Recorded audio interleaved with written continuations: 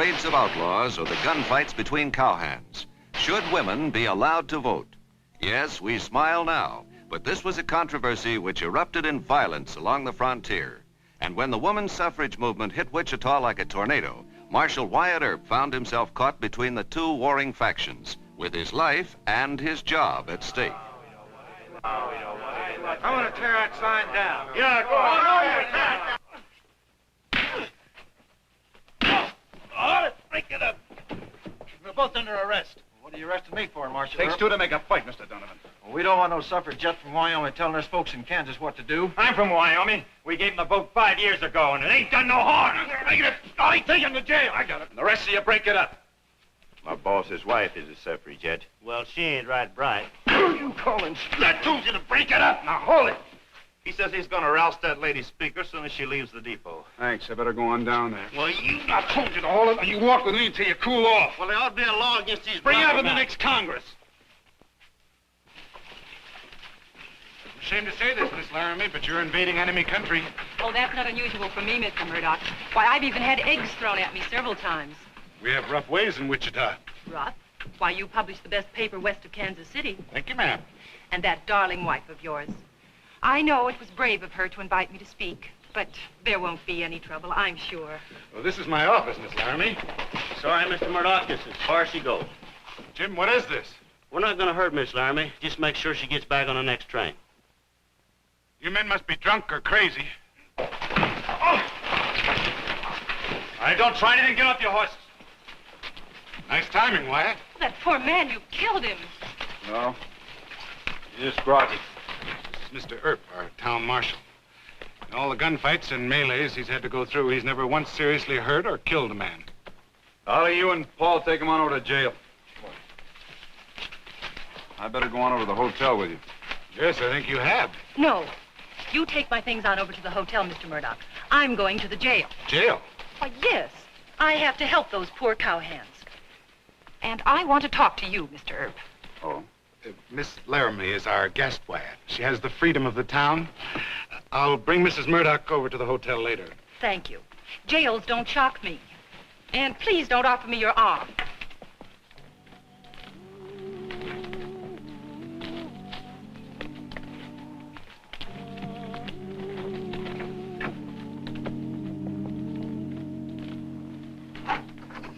And I can't quite follow your reasoning, Mr. Earp. Those men are simply misguided. Why keep them in jail? Attempted abduction, wearing guns within the city limits. Well, won't you let me sign bond for them? That's up to the judge. Now, won't you please sit down? Look, Miss Laramie, woman's suffrage is a political controversy. It's not my job to take sides. I'm hired to keep order. Oh, a wishy-washy neutral. No, I'm a peace officer. I stop fights and try to prevent cowhands from interfering with you. Now, as to this meeting of yours tonight. Yes? May start a riot. I think you ought to change the place of the meeting and hold it on the other side of town. Oh, that's nonsense. Wichita is a civilized town. Wyatt! Wyatt, there's a big free-for-all down at Keno Corner. You better hurry. Guns? No, just fist-fighting, Ollie says, but it could turn into a gunfight. Yeah. Well, as you say, Miss Laramie, Wichita is a civilized town. I'll see you later.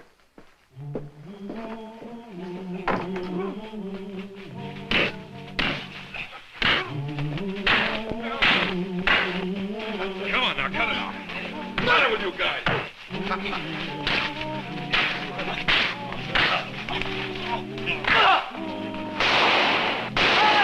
Break it up!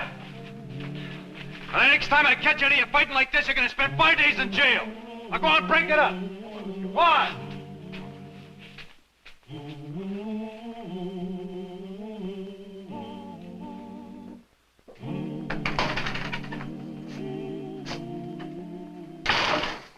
You favor votes for women? Not at the moment. How do you stand, Wyatt? I'm lucky I'm standing at all. Some one person started that uproar out there. Yes, I think Senator Mike Teague has passed the word. Teague, when did he get back? Last night. I begged my wife not to hold that meeting downtown. Is the senator feeling that much against voting for women?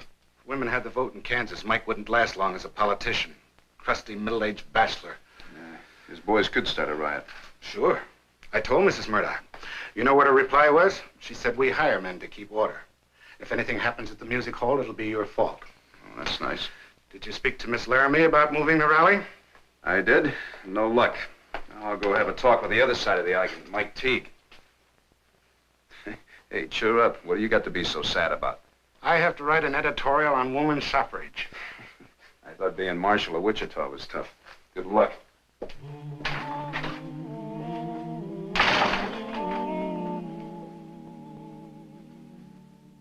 And I think I may honestly say, I have too much respect for the ladies, may heaven always bless them, to have their pure natures trapped in the pit of politics. Amen, Senator. You know, I read in the Kansas City Star that the strain of voting would be bad for their health. Now, what do you think of that, Senator? A very important point. Who'd want his mother, his sister, or his wife jostling among men for a place at the polls on election day? We put our women on a pedestal. Why, gentlemen, if we force them to vote, they'll be running for office next. Impossible, sir. No, sir, not impossible. And what would happen to the law with women on juries, then women judges? Oh, and speaking of the law, here's my good friend Marshal Earp. Excuse me, gentlemen. Well, Wyatt, how are you? Well, I'm in good health, Senator, but there seems to be an epidemic of broken heads around. Oh, you mean this suffragette business? A nasty bad thing. Well, I'd kind of like to talk to you about it. Well, certainly. Shall we rest ourselves, Wyatt? Why don't we go in the back room? Of course. Good idea. Oh. Give all the boys a drink. On the Senator.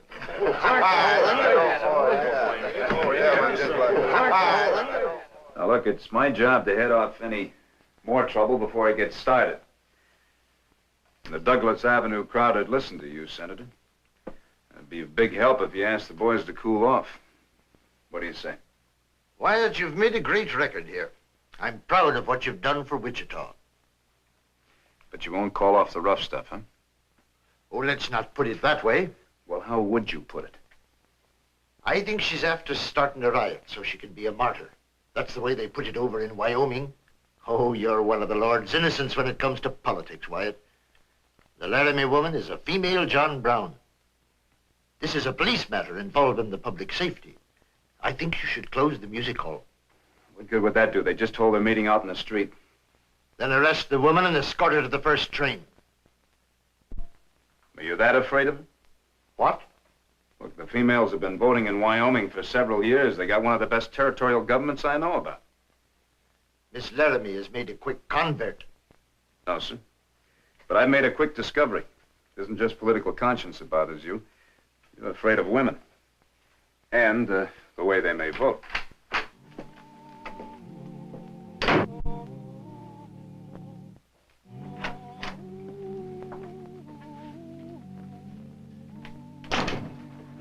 You've been waiting here all this time? Yes.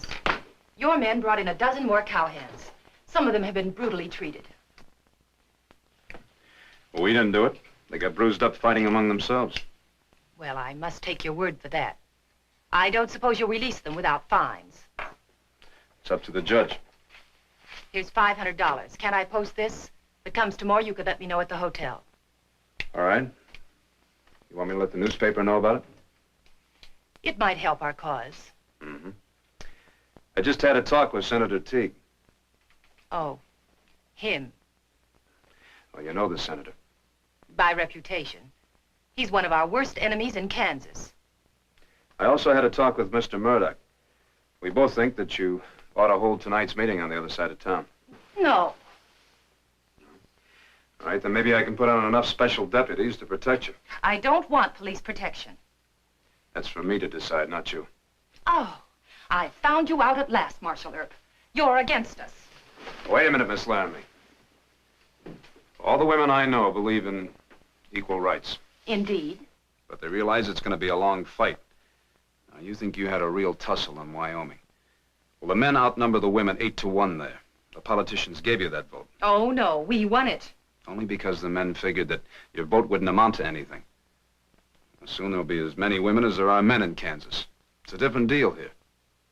If you don't stop behaving like a fool, you're going to set your cause back years and years. And how should I behave? Like a woman.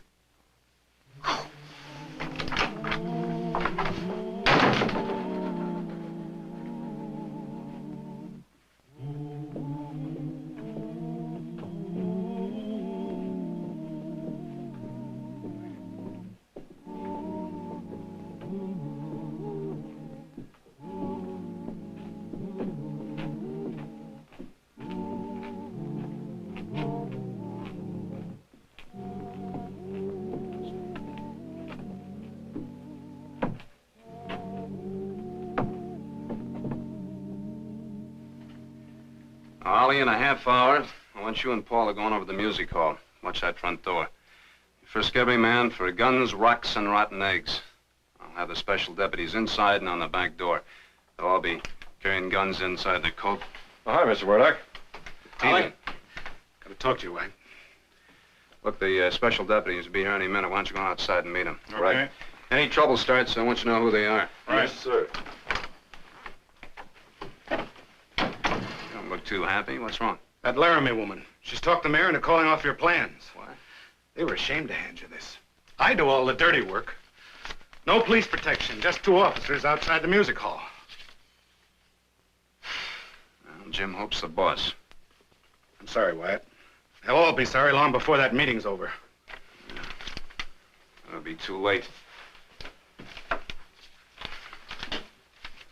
Maybe I could say I never got this order. Whoa, now, Wyatt. Worst thing you can do is fire me. Well, we could both be wrong. What if nothing happens at all? We can't afford to rile up the mayor. Well, maybe you're right. I'm gonna still keep my deputies close by. Any trouble starts so we can get there in time. Maybe.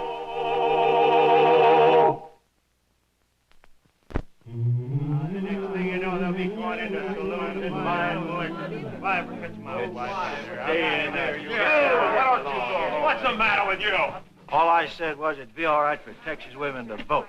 And I say Alabama women can vote. They have as much sense as Texas women. Don't you say nothing about Texas women. That's right. All I got to say to you is... Oh, so... Get in there. Get in there. Oh, no. Hey, just a minute. Hold that, Red. Right here, hold it yourself. Just a minute, Red.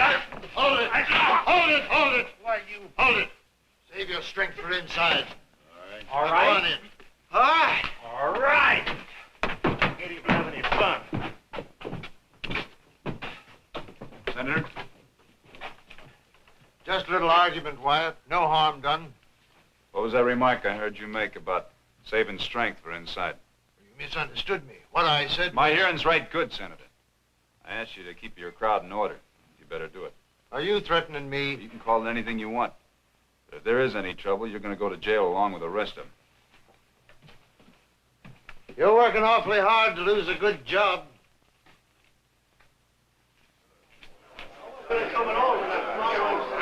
Please, ladies and gentlemen, may I present Miss Joan Laramie, the Joan of Arc from Wyoming. Miss Laramie. Please. I am not a monster. I haven't come here to put the people of Wichita in a dungeon. I have come to ask that you set free 1/2 of your own people who are now in chains.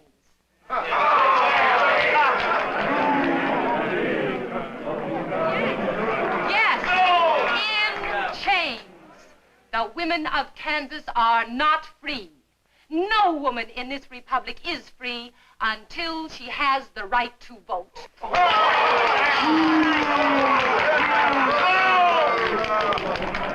I repeat, no woman is free until she has the right to vote.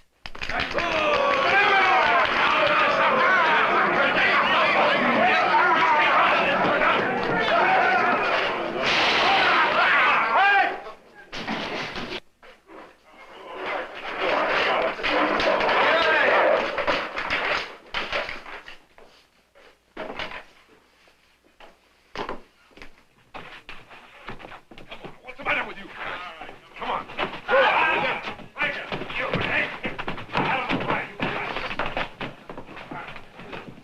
You may go on over to Doc for Brake's office. Right, there's a couple of men in there who need medical attention. I know it. I'll send some men over. Hold still, blast you. By rights, I ought to saw your leg off. Why, Doc? Which side you on? Neither one. I believe in taking the votes away from everybody until they prove they got the brains that the good Lord gave a goose. Huh? Stay outside. I got enough in here already. It's bleeding pretty bad, Doc. Sit down and wait your turn. Why, Doc, you know me. Sit down and shut up. There's a man over here's got a slug in his chest. Up on the table, Sonny. Easy now. Oh, Senator Teague? Yes? Oh, it's Miss Laramie. Oh, please don't try to get up. I heard you've been injured. Is it very bad? The ministering angel. Let me see. Oh, doctor. Doctor. You wait your turn. I will not. Give me a hand, boy. Just hold his shoulder. It's a big wound. Very dangerous. Oh, doctor, this won't do. He needs some stitches. All right, sister. Why don't you go and find a needle and a thimble? Doctor, I am Joan Laramie, and this is Senator Teague. Yes, I know all about it. And a fine howdy-do you both started. Before you know it, they'll be bringing Wyatt in here dead. Let the senator bleed. I'll be all right. Well, a bandage is better than a handkerchief. Is it true that your people started the riot? Well, now, Don't lie to her, Mike. He doesn't have to lie to me. I've made friends of some of my bitterest political enemies. I hold to my opinion. Politics. Talk. That's all you keep doing. While I'm over here working, trying to patch these people up, fixing the voters so they can go to the polls. Hey, it's getting quiet outside. Let me see that wound. You don't need any stitches. Get out of here. Both of you. I got men out in that waiting room that need knife and bullet work. Don't tell me they missed you. I was lucky. Senator, can you walk to jail? You're not arresting me. That's right. Come on. Why, You better come, too. We're both under arrest? That's right. On what charge, might I ask? Inciting to riot. You're right, Wyatt. The senator just the same as admitted that his crowd started the trouble. There's a dead man over at the Texas Hotel bar. Come on. Persecution. Persecution. Politics. Oh, every day it's something new. Talk. Politics. How was he coming now? Oh, boy. Politics. Wally? Yes, sir. These two people will be staying with us until I talk to the judge. You can't get away with this, Wyatt. That's for the judge to decide. After you're fired, my friends may hurt you. Well, thank you for warning me, Senator. If you'd like to use my desk to write another speech, go right ahead. No, thank you. Keep the door locked behind me. Yes, sir.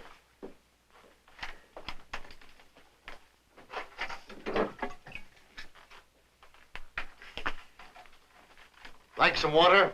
Yes. Not in that. That fellow Earp deserves to be fired. He will be. But, Senator, you said your friends would hurt him.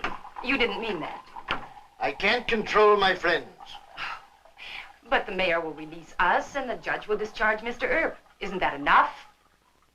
You started this thing. I did nothing of the sort. I came here to make a speech. On a bitterly controversial matter. But your friends started the fighting. I don't admit that. Well, it's true, and fortunately can be proven. Sorry I tried to make friends with a hoodlum like you. Calling names now. I've said all I'm going to say. Good.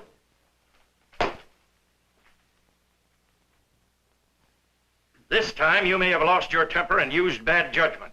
I can't understand why you arrested Teague and Miss Laramie. You can't prove incitement to riot against either of them. That's what they did, Judge. I agree with Wyatt. Did Miss Laramie incite the audience to use force? No, sir. Have you any witnesses that will swear that Teague ordered his crowd to break up the meeting? No, sir. All right. Then you'd better release them at once and apologize. I'll apologize to Miss Laramie. That will not satisfy Teague. And he's a state senator from this district. I don't care who he is. Now, Wyatt. Look, there was a man killed tonight and a lot of others were hurt. Now, if you and the mayor want me to resign, all right, but he gets no apology. I advise you to reconsider. Wyatt, there's been enough trouble already. No, let's go all the way. I quit. Now, Wyatt, now wait a minute. Think this over. Mayor, you want to talk to you? Come on out here. Your friends? I know them. You heard me turn the senator loose. Wyatt isn't here. You men better go home.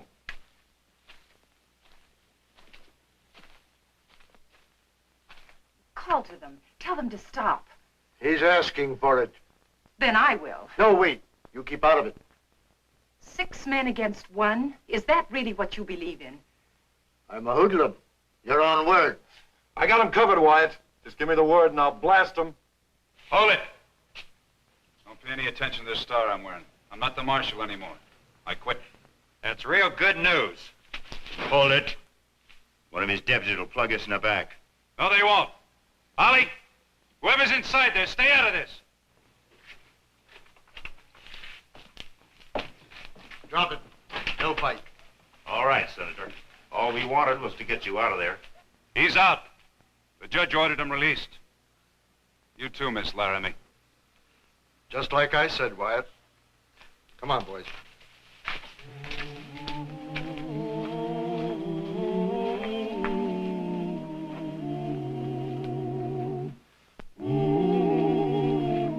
He saved your life. Maybe.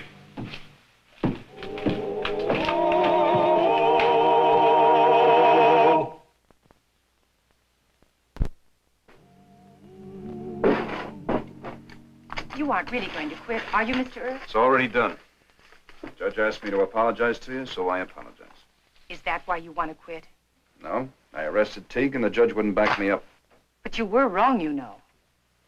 I was wrong about the man being killed? Yes, the senator was trying to stop his men. I was wrong tonight, too. And just as stubborn about it as you are. Huh? I'm going to hold another meeting, but away from downtown. I'm sure Senator Teague won't object at all. Mr. Earp, you're a brave man and a good officer.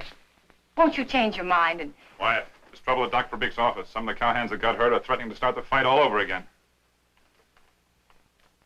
Tell Doc I'll be right down. All right.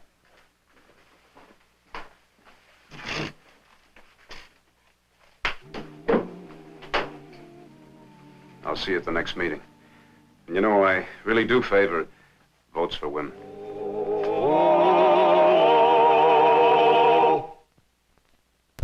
Well, he cleaned up the country, the old Wild West country. He made law and order prevail, and none can deny it. Unfortunately, the gunfighters, cowboys, and outlaws of Wichita in 1875 seldom appreciated Marshal Earp's intellectual methods. And his friends warned him that it was much safer to shoot first and think afterwards.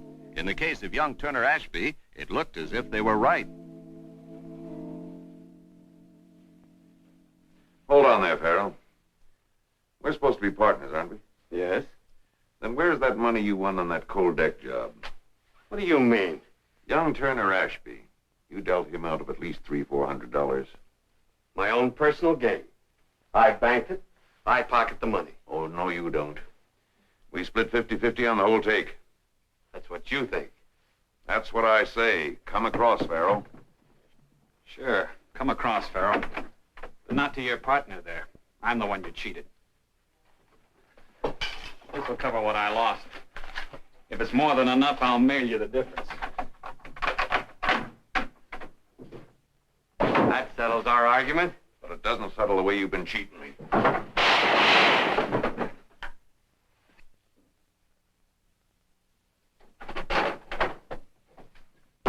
You out there, come on, open that door, somebody.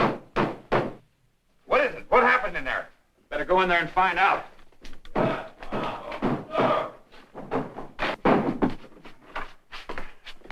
What happened? Ashby just shot Farrell Gillum. Get Marshal Earp.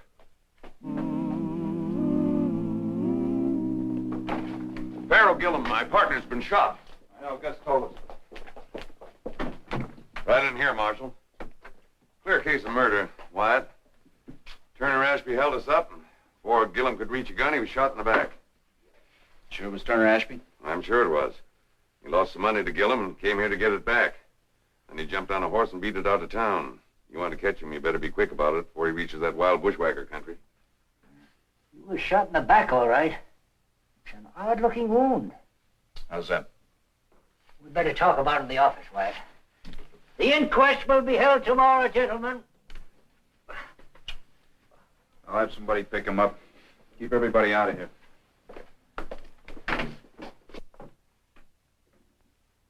Now you see why I didn't want to talk about it over at Denver Jones's office?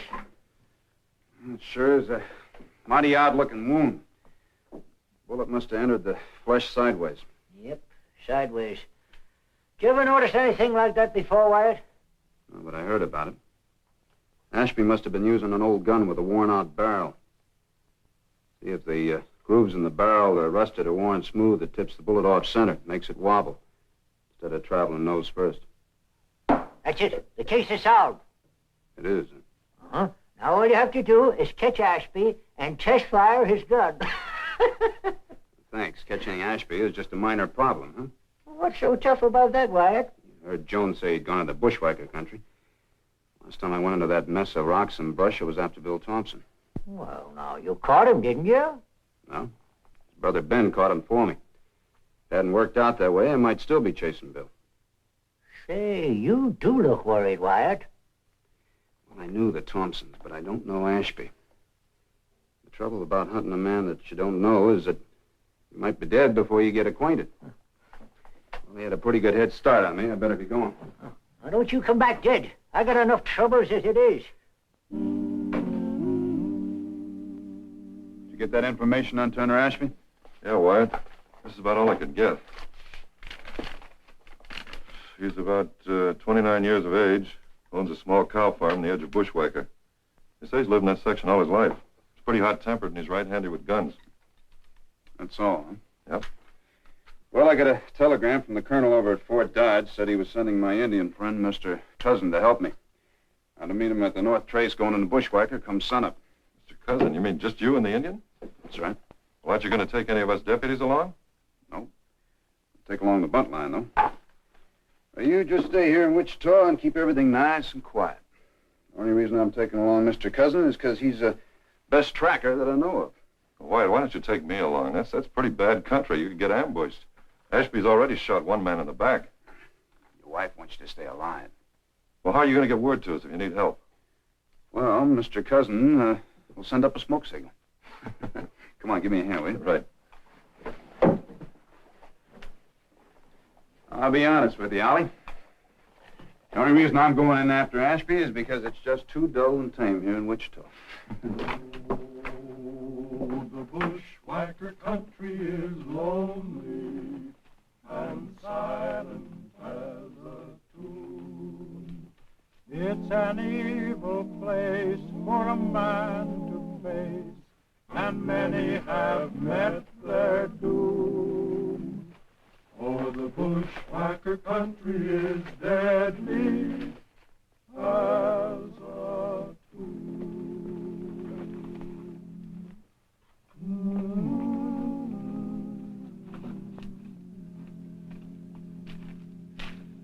Morning, Mr. Cousin.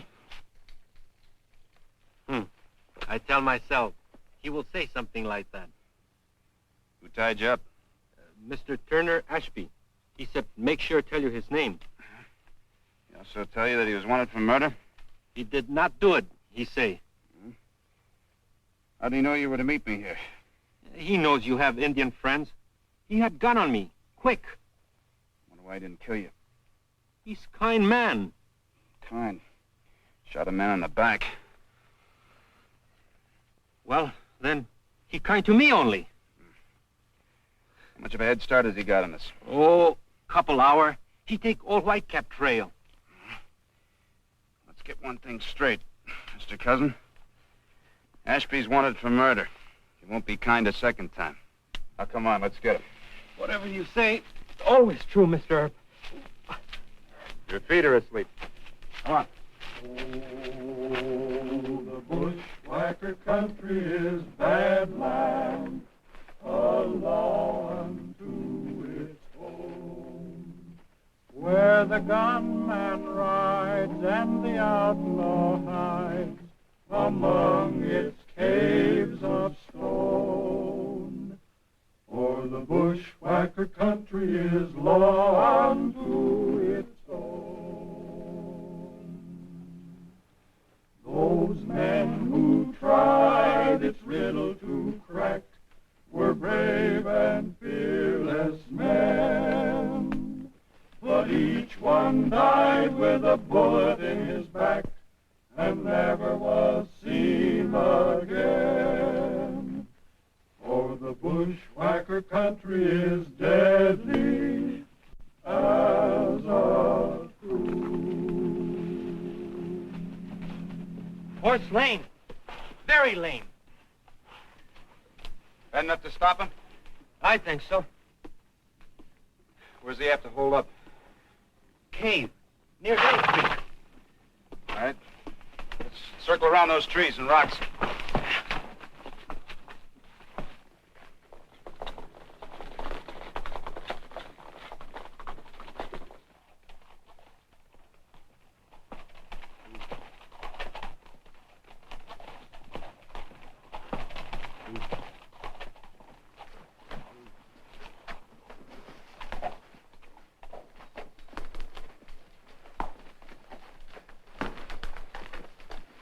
His horse. Probably in the cave. Ashby? Come on out of there, Ashby. Go away, Herb. I don't want to hurt you. You come on out here and try it. You come in and get me. I'm not that stupid. I can wait out here as long as you can wait in there. Why waste time? I got plenty of time. Is that the only entrance to the cave? Just that opening. You sure? Only one opening, Mr. Herb.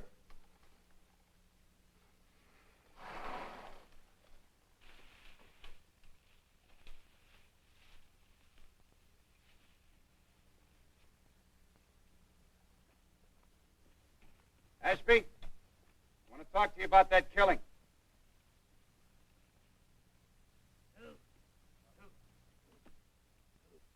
Ashby? It's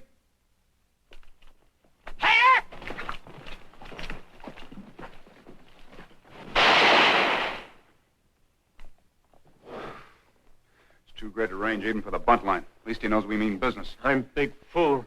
That's my fault, Mr. Cousin. But I see only one opening. I did worse. I underestimated Ashby. Should have known he wouldn't go in there without having another way out. That bad man, he steal my horse. We'll get him. Come on, get up here with me. Come on. Hold on.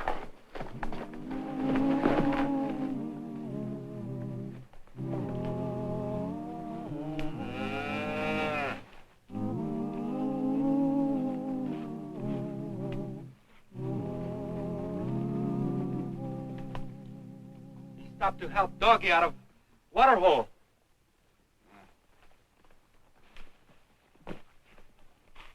Think about this man. First, he's kind to me. He does not shoot me. Then he steal my horse. Now he's kind to Doggy. Well, never mind about that. Ashby's headed towards his home place. Can't run forever. Come on. Come on.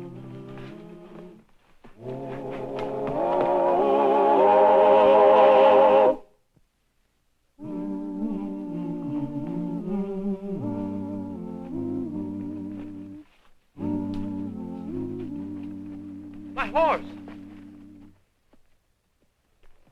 Come on, get off. Ashby still might be there.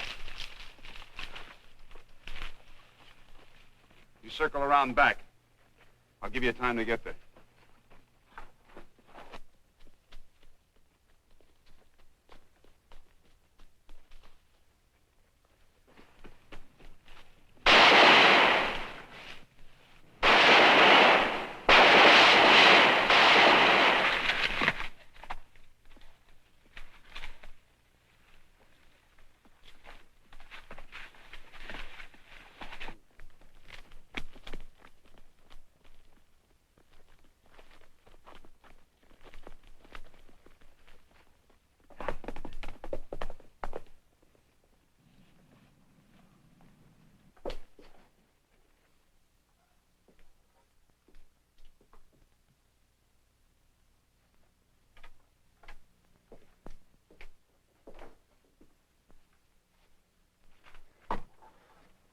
Ashby ride his own horse into brush.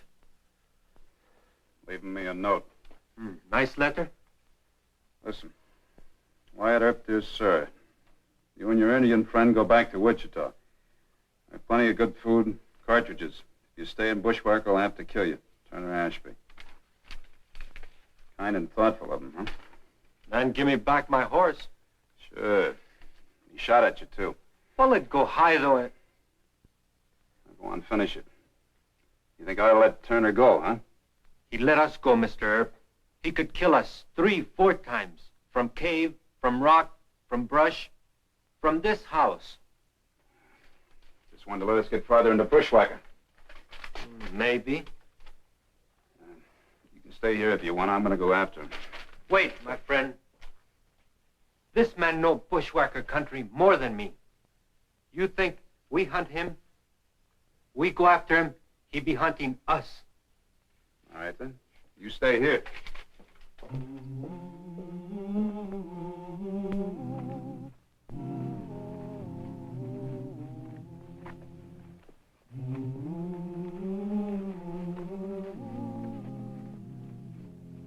Fresh dirt.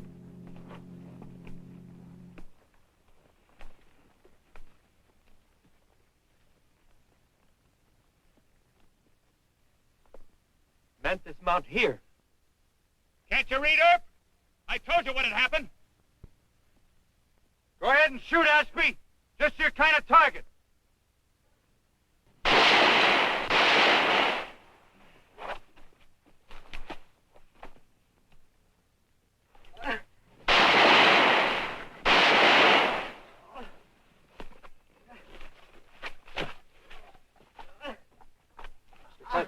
You hit? No. I think I break leg.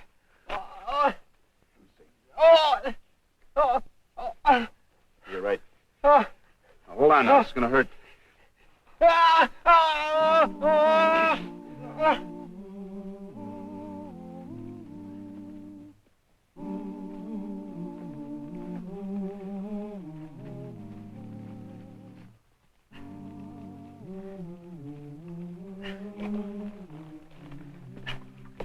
No, please. Ashby, catch us. Got to rest.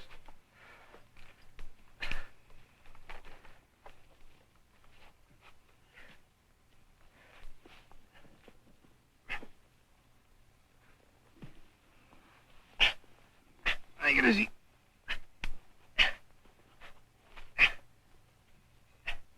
Oh. Watch. All right.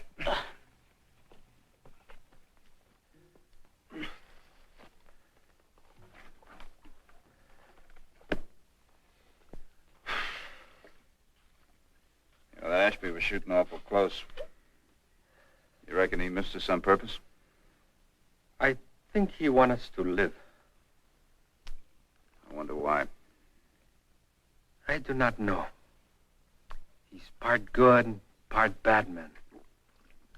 He do not kill us. But he steal my horse. Make me break leg.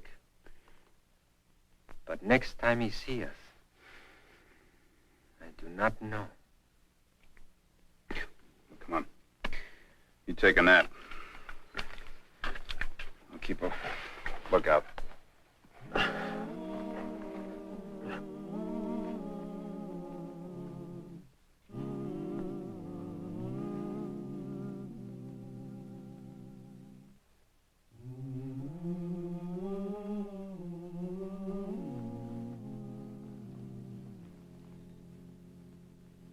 Hello, Ashby. Don't move. If I wanted to move, I'd have shot you as you came around that boulder. That gun looks almost new. Yeah, it is. What'd you do with your old one? I traded it in 3 months ago. Why are you so interested? Well, Gillum was shot with an old gun. It was so old it tipped the bullet sideways. I told your Indian I didn't kill him. Then why'd you run? I held up Gillum for the money he cheated me out of. I heard Jones yelling that I shot him. Man doesn't like to hang for something he didn't do. I'm inclined to believe you. That's nice of you. You could have shot us in the back, but you didn't. What are you getting at? Why don't you come to Wichita? I'll find the man who shot Gillum. You'll be cleared. I don't trust you or any John Law. All right, suit yourself. One thing you ought to think about. Such as what? I'm going to take my friend here to Doc Fabrique and get his leg set. Then I'll be coming back. I'll hunt you day and night until I find you. Earp, I came here to tell you something. In Bushwhacker, I do the hunting. Come alone or bring a posse. I won't be so kind-hearted next time. Front, back, or sideways, you'll get it.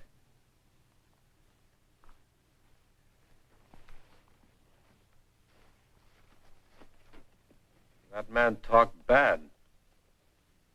Well, I'll tell you, Mr. Cousin. The man's going to kill you doesn't waste a lot of time talking about it. I think I know him now. Ashby afraid to kill? No. Your first hunch was right. He's got a hot temper but a warm heart. You know him, but he know you? Well, let's hope so. Well, let's point him north. Still got to find the real killer.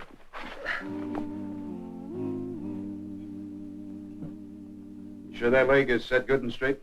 Huh? You want to take over the operation? I promised Mr. Cousin that he wouldn't limp. All you gotta do is find the fellow who shot Pharaoh Gillum. Leave the doctoring to me. Let the killer stew a while.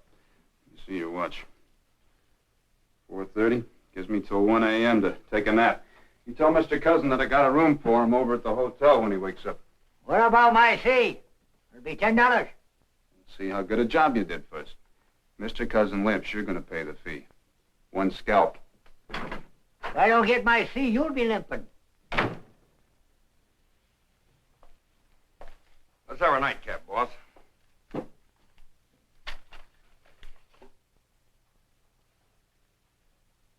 Take it easy. That Ashby fellow's on his way to Texas by now. Herb should have caught him. Our great marshal can't even arrest a crazy cow farmer. Sure, but that's tough going down on a bushwhacker. Well, they tell me that Marshal Earp's been... Don't make excuses for Wyatt Earp. Sure. You sleep upstairs tonight. Everything's locked up. All right. Good night, boss. Don't worry about it.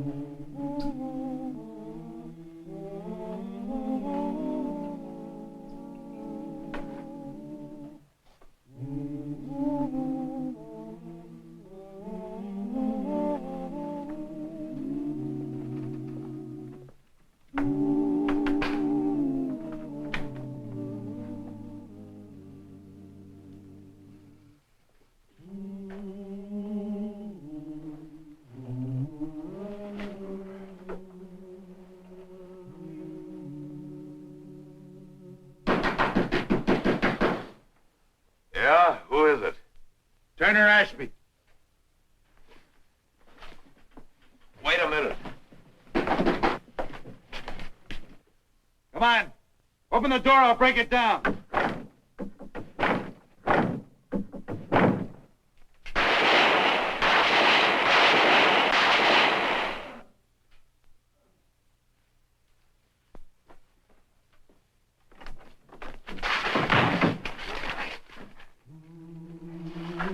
Nice old gun you got here, Mr. Jones. Come on.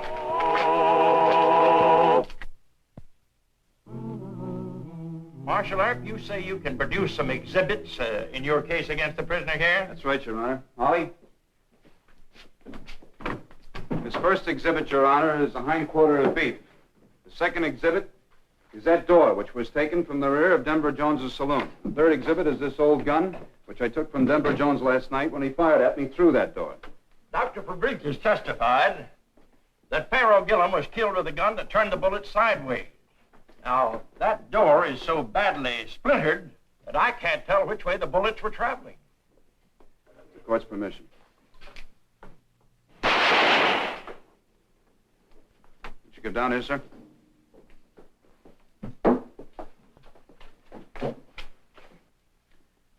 bullet spinning properly makes a round hole in flesh. As you can see, this one wobbled and entered sideways. Yes, but I don't see... That still don't prove I had the gun on the night Farrow was shot. I tell you, Turner Ashby killed him. If he was innocent, why did he run away? How do you answer that, Marshal Earp? The prisoner has a good point there. Your failure to apprehend the other suspect in the case leaves the court in doubt. Turner Ashby will come back, Your Honor. What assurance have you of that? Well, sir, I hunted him and he hunted me. We got to know each other. I'd appreciate having a little more time. You've made a good point, and the prisoner's made a good point. I'd like a little time to consider this myself. This case will be resumed Tuesday morning at 9 o'clock. Thank you, sir. Court's adjourned.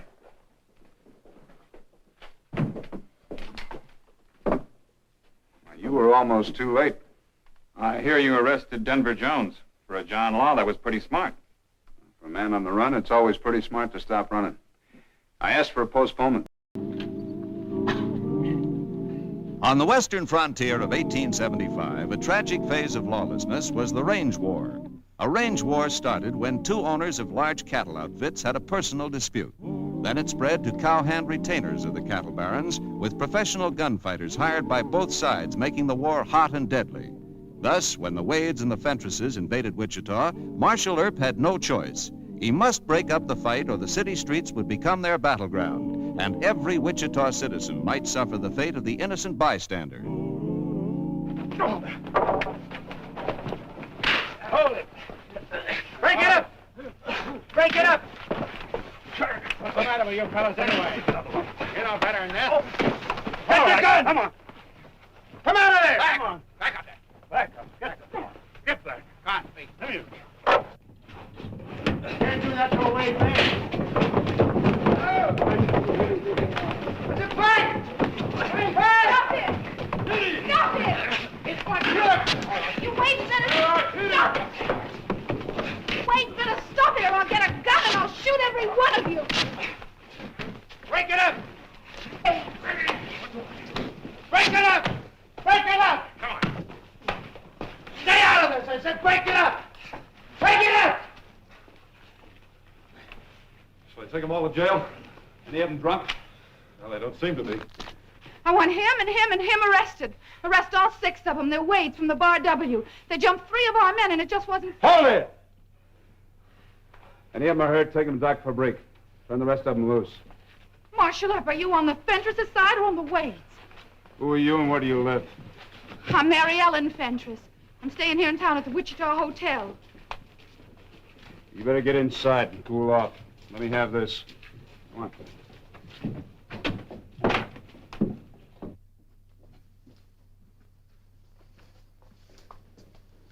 Now, you sit down and cool off.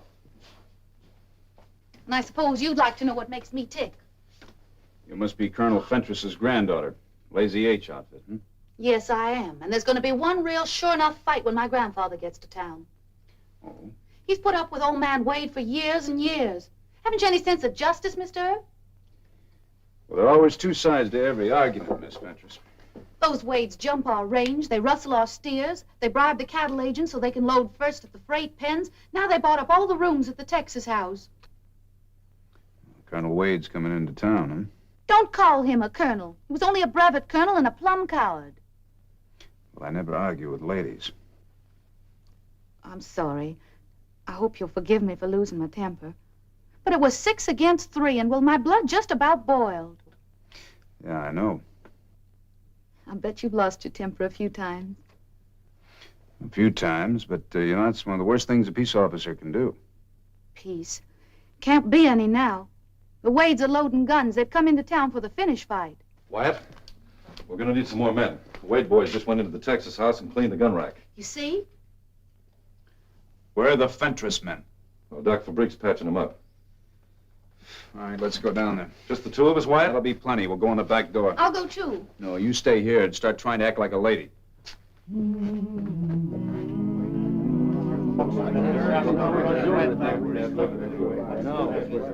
All right, put your hands on the bar. You put yours on the table.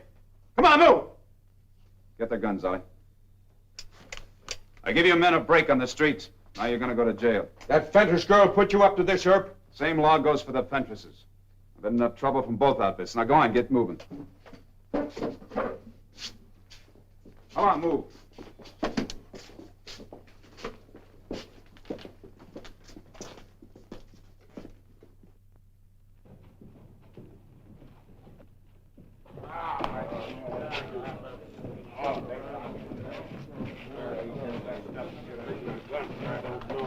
Go on, move.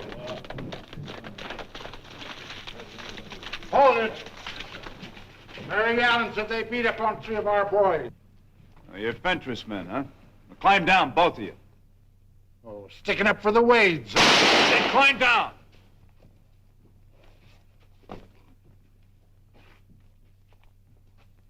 I'll fall in with the Wades. Go on, move.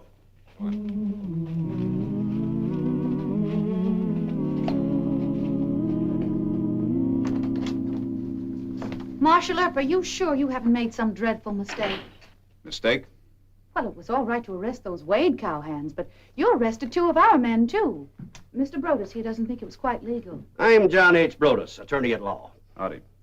Miss Fentress, your men were arrested because they were drunk and wearing guns. They also told me that you incited them to get even with the Wades. Why, I never. All I did was tell them how the Wades beat up our boys. Now, all of this is a little irrelevant. Oh, it is, huh? Yes, it is. You know, ever since my arrival in Wichita, I've been quite concerned over your high-handed tactics, Mr. Earp. I've been retained by Miss Fentress here to see that her grandfather's employees are released immediately. You got a writ of habeas corpus? Not necessary, young man. All Miss Fentress need do is to tender bail money. I've got more than $100 right here in this purse. Now, don't bother. I intend to keep those prisoners for 24 hours. The law gives me that authority.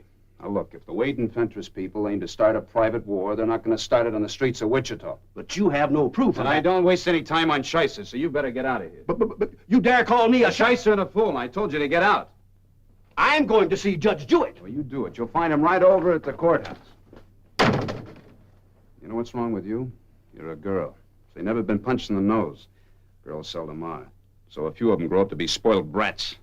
You're insulting. But perhaps you're not gentleman enough to know that. And you haven't got enough brains in your stupid little head to know what you're trying to start. Arranged war isn't romantic, Miss Fentress. You've seen a lot of men beaten. You want to see them killed, too? Yes, every one of those Wades. And where will you be? Wringing your hands in the parlor, I suppose. Sniffling about all the Fentress men that are killed. Well, you make me sick. Now, you get out of here, too. My grandfather will shoot you. He's got more brains than to try it. And you tell him for me, if he shows up in this town wearing a gun, he'll wind up in jail. I'll tell that to Wade, too. What did she do to Rumple? Your Forget it. How many deputies have we got? 7, counting me. All right, send 5 of them over to Texas House. You tell them to arrest every Wade that shows in town wearing a gun. Yes, sir. I'm going over to the Wichita Hotel. I think Fentress will show up this afternoon. You and Paul join me over there later. Right.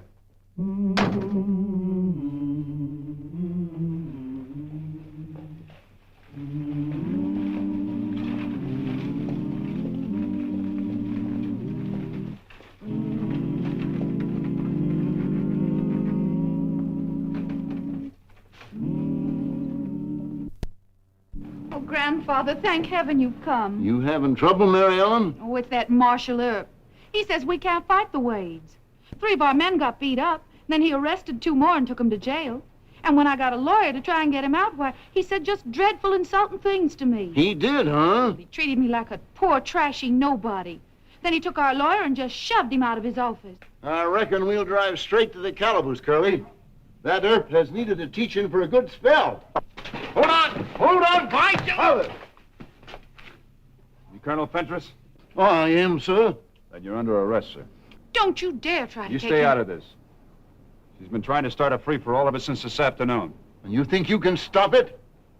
Well, if you and Colonel Wade haven't got enough sense to stop it yourself, then I'll have to do the job for you. The jail's right this way, sir. I won't be there long. No, you won't, Grandfather. Mr. Brodus is seeing the judge right now. And why don't you arrest Wade? I intend to, as soon as he shows in town. It's too bad I can't arrest you, too. Now, let's get going. Don't worry, honey. He'll pay for this.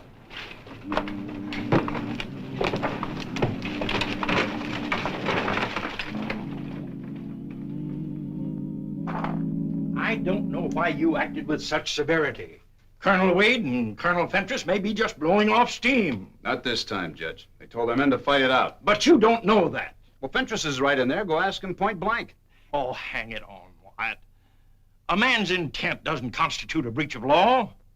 Brodus has been after me to release all the prisoners on bail. Well, you wouldn't do that. Why not? A pitched battle on the streets, innocent bystanders being hurt? It's a condition of priori criminis. You're asking me as a judge to assume that Wade and Fentress's men will actually shoot at each other. That's right. Brodus is a shyster, but he knows enough law to realize that you put me in an embarrassing position. Why, old man Wade isn't even in town. No matter what Fentress threatens, it takes two to make a quarrel. Don't you see that I'm stretching the law? Don't lose your temper, Wyatt. Oh, I think I'm doing right well, considering there's a range war about to bust loose in this town. And you quote Latin. Let me tell you... Oh, wait a minute, Judge. You listen to me.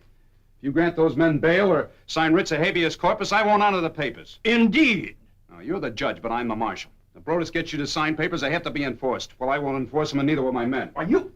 Do you realize what you're saying? Look, I took an oath to keep peace in Wichita, and that's what I aim to do. As long as you're a marshal. Well, sir, in order to remove me, you have to have a trial. Mayor Hope is out of town, so you can't fire me. Wyatt, don't put... Excuse me, Wyatt. Old man Wade just got in. Where is he? Sitting over the lobby of the Texas house, and he's just loaded with shooting iron. We didn't want to tackle him without you knowing about it. Looks like a gunfight. Wade is right peaceful, isn't he? Well, maybe you better come along and find out what his priority criminis condition is for yourself. No. If he refuses to surrender his weapons, you arrest him. Thank you. I will.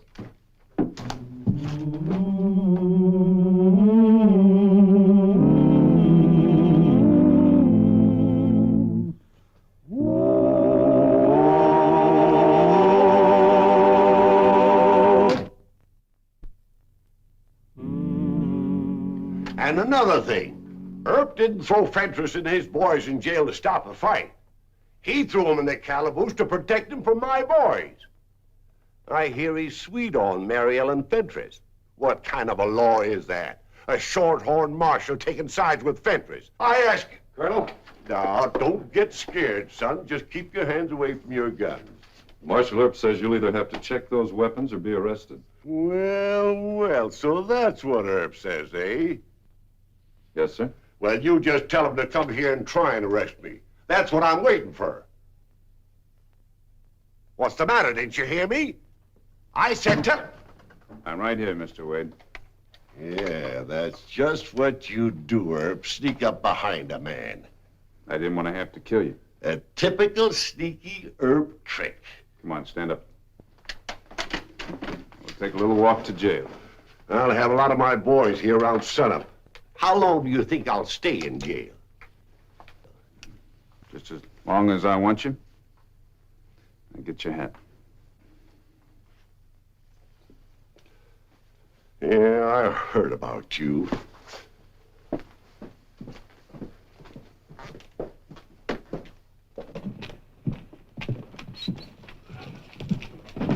Well, I declare. Brevet Colonel Yellow Jack Wade.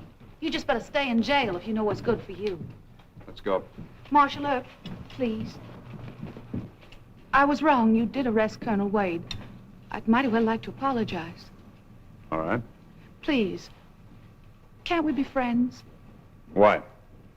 Well, I just might be able to persuade Grandfather to call off the fight. Why would you do that?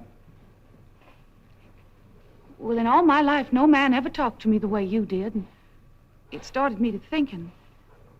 If you'd escort me to the lobby of the Wichita Hotel, I'd mighty well like to talk it over. All right.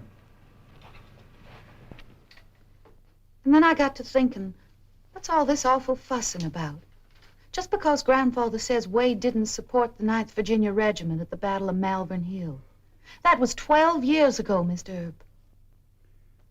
And that's what started all the trouble, huh? Uh-huh, truly it did. See, Wade was in charge of a Carolina regiment. But he turned yellow and he ordered his wonderful men to turn back, exposing Grandfather's position. I know it was a terrible thing for Wade to do, but all the same, it just doesn't seem right that Grandfather should nurse revenge all these years, now does it? No. But what you said about me, that I'd weep crocodile tears in the parlor while our men and theirs were getting shot, what made me see myself as a mean, cruel person. Am I really that wicked, Mr. Earp? Well, I don't know any saints in Wichita, Miss Fentress. But you'd like me to prove I've changed by getting them to call off the fight. Your character's none of my business, but... Well, you might win a big star for your halo if you could put an end to this row. I'll need your help. How? Well, just getting Grandfather to call off the war wouldn't settle it.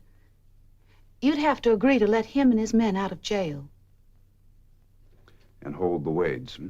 Uh-huh. That'd give us time to get out of town. Everybody'd have a chance to cool off. All right. You and I'll have a little talk with Colonel Fentress. And if things work out peaceable, we'll be friends? Oh, that's right, fine of you, Mr. Earp. You know, you're the first man that ever told me the truth about myself. Yeah, well, let's go find out what your grandfather has to say.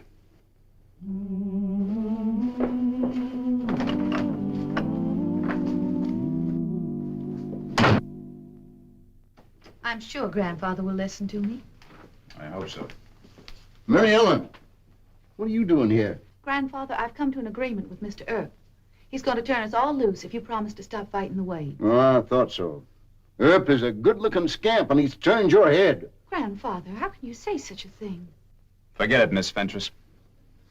Colonel's determined to have a war. I make no deal with you, Earp. I don't have to. No?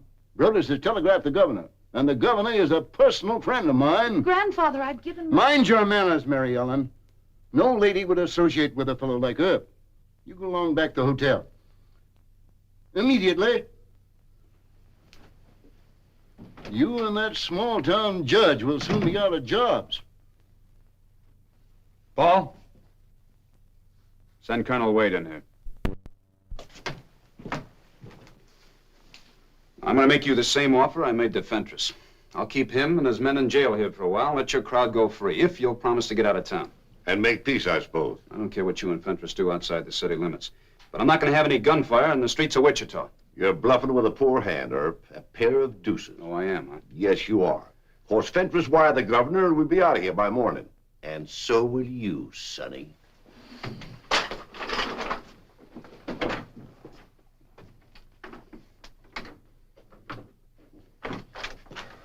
Wyatt, a Fentress cowhand and a Wade gunslinger are making showdown talk in Douglas Avenue.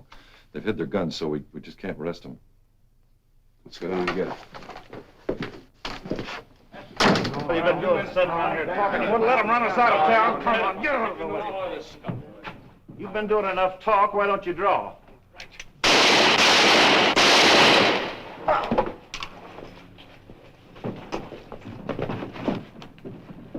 This one's dead. This one's still breathing.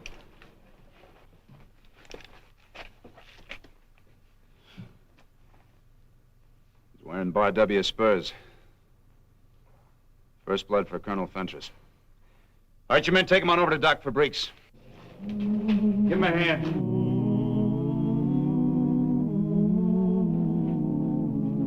Lift them careful.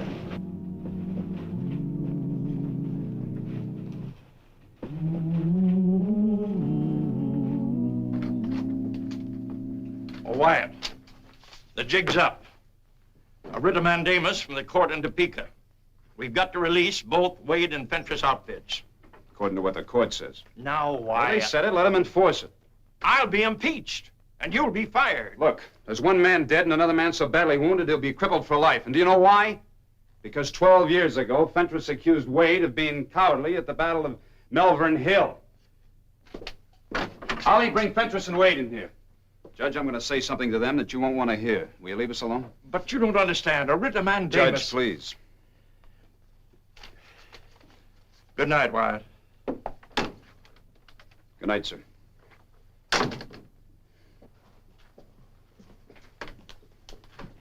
Have a seat, gentlemen. Thank you, sir.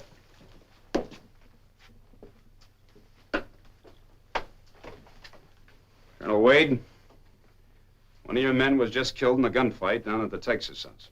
Oh, that's too bad. Yeah. Colonel Fentress, your man was shot up so badly he'll be crippled for life. I'm sorry to hear that. No, neither one of you cares a hoot. They're both just nobodies in your own private little war. All right, gentlemen. Come morning, you'll have your own little private war and your own little private battlefield. Battlefield? What do you mean? I mean that you and Colonel Fentress are going to fight the next battle all by yourselves. These are your guns. You suggesting a duel, sir? I don't care what you call it. But tomorrow morning, my men and I are going to take you to Denby's horse barn. There's nice thick walls so that no innocent bystander can get hurt. This is your fight, isn't it? Yes, of course. Well, then I assume you have no objection to fighting it out personally. Or would you rather have it fought by boys who never even saw Malvern Hill? No. I'm ready. So am I. Good. I just hope you're both as brave as your hired hands. Oh, and don't worry. If either of you is killed, your great attorney, Mr. Brodus, can appeal it to the Supreme Court. Have a good night's rest, gentlemen. Good night.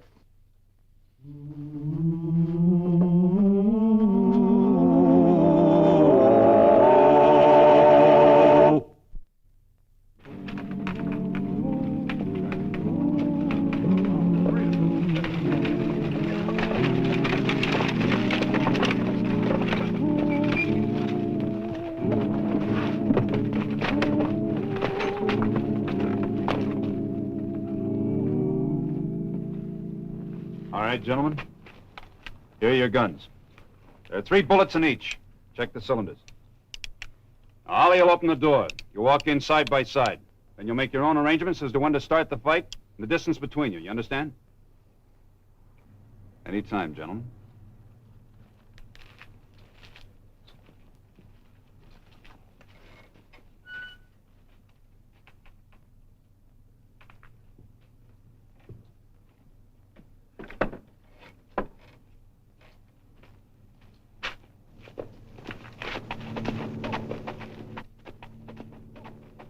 Grandfather! Where's my grandfather? Take it easy. Your grandfather and Colonel Wade went inside the barn to shoot it out. Are you mad? He's an old man. He doesn't see very well. He's no older than Wade. But he'll be killed.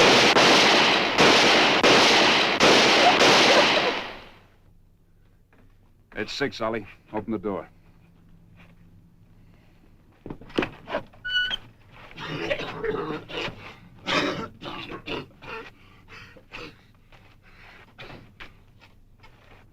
My grandfather, you killed him.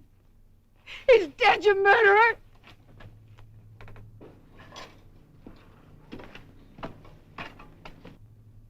Grandfather! Grandfather, thank heaven. I'm all right, honey. Wretched bad shooting. Take him to Doc Fabriks. I hate you. Oh, there, Mary Ellen. The war's over. Jack and I decided we've had enough. Come on, Jack.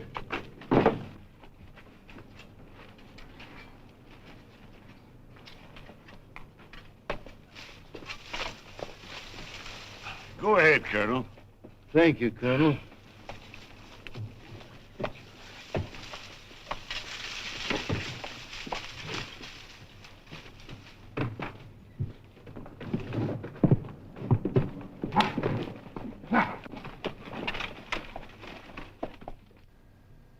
I'm sorry. I lost my temper. I lost my temper, too, but I'm not sorry. Just for once, the old fools who started a range war had to fight it out themselves. Please. Can't we be friends, Mr. The war's over for you, too, huh? You know, the courts are not going to like any of this. Would it be all right if I sort of fell in love with you? Nope. I'm under a writ of mandamus. A writ of...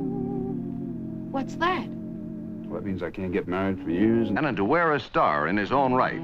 This had brought dangerous consequences. It brought young Masterson into conflict with the notorious Sergeant King, a former cavalryman and one of the meanest characters on the western frontier.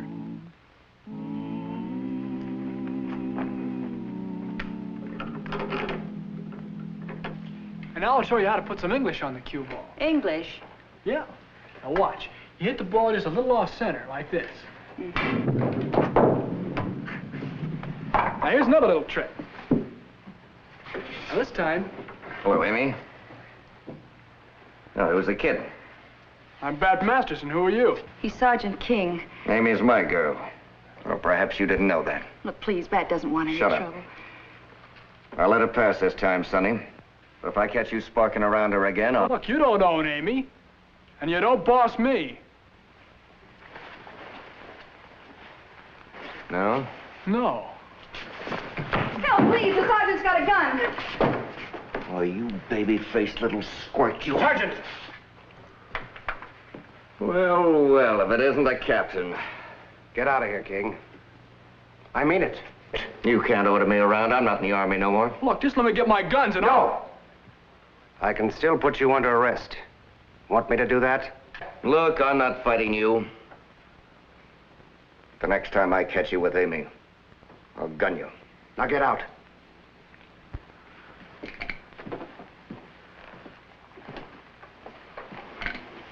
You're young Masterson, civilian scout at Fort Dodge. Yes, sir? Does your friend Wyatt Earp know you're tangling with gunfighters like King?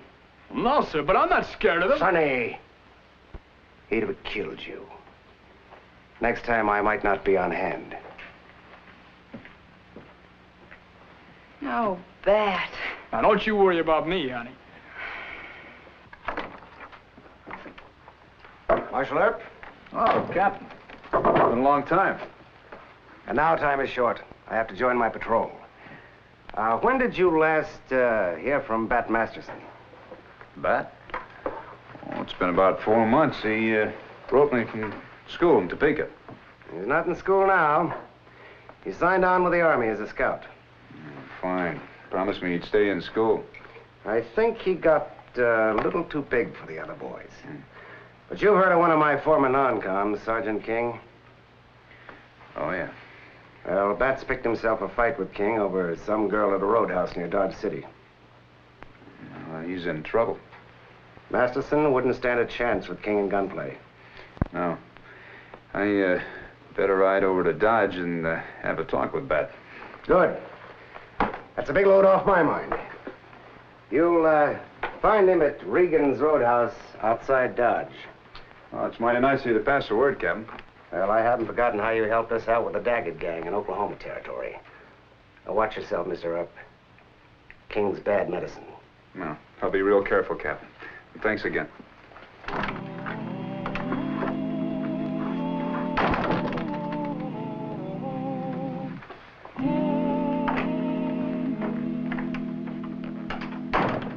Here's your leave of absence signed by the mayor. Any objection? Yeah, he hollered his head off. I think he suspects folks over at Dodge are trying to hire you away. No, nothing like that. Just personal business. I'll be gone about 3 or 4 days. You'll be acting marshal. Just follow the regular routine. Wyatt, I don't mean to get personal, but you going against trouble? I might be. The instructions for returning my body to Illinois are in the drawer there. Give me a hand. All right.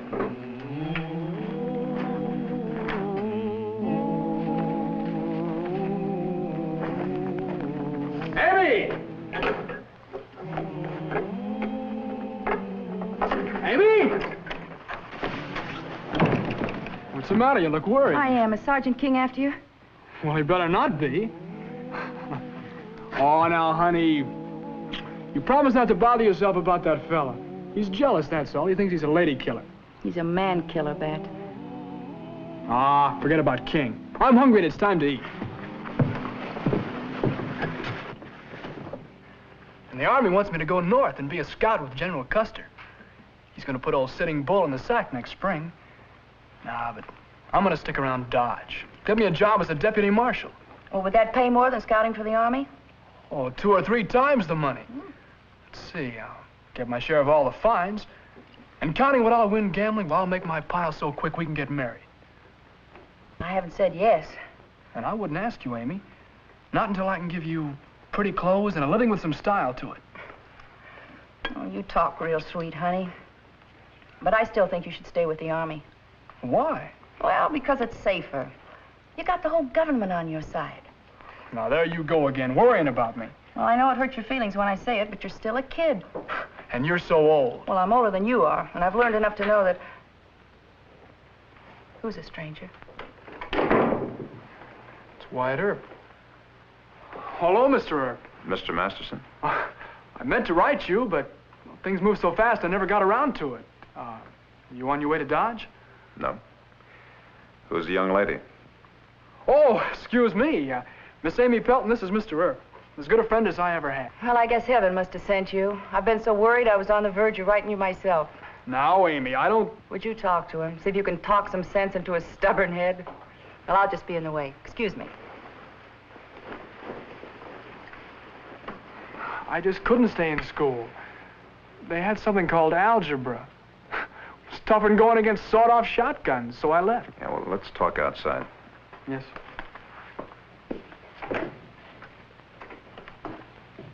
And I don't like scouting for the Army. I want a star. I am to be a deputy marshal in Dodge. Well, there's nothing wrong with that, Mr. Masterson. Look, Amy tries to treat me like a kid. Are you going to do that? No. Well, then stop calling me Mr. Masterson. I'm a grown man. Call me Bat, will you? We're friends, aren't we? All right, Bat. The only reason you called me Mr. Masterson was to make me feel older. Now I feel plenty old. But I'm, messing into your private affairs, huh? Well, who asked you to come here? Good friend of yours. He, kind of thought you were rushing things a bit. How do you mean? Miss Pelton? You in love with her?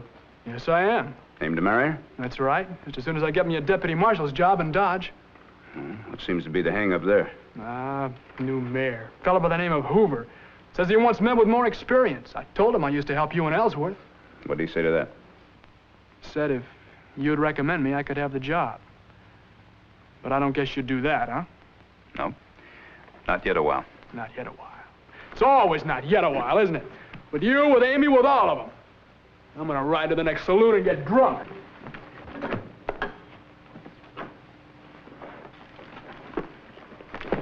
Come on. Dad! Dad, stop! Come back! Oh, you better go after him. He'll try to pick a fight with Sergeant King. He'll be killed. Easy now. Well, didn't he tell you? King threatened to gun him if he didn't stay away from me. And King'll do it. He's a terrible man. He's not going after King. Told me he was going to ride over to the next saloon and get himself drunk. Oh, well, he won't. What makes you so sure? Well, that's one thing you taught him not to do. He was just trying to worry you.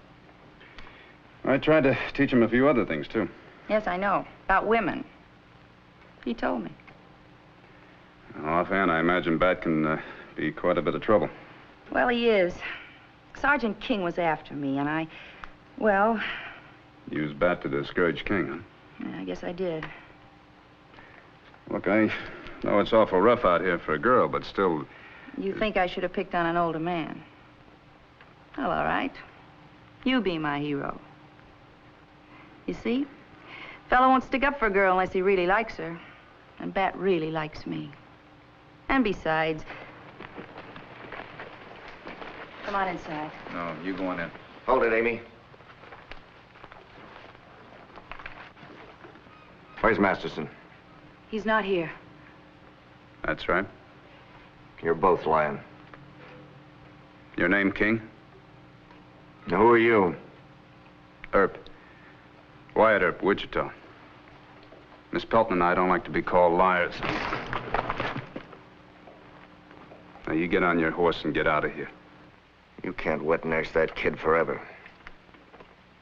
He keeps away from her, or I'll kill him.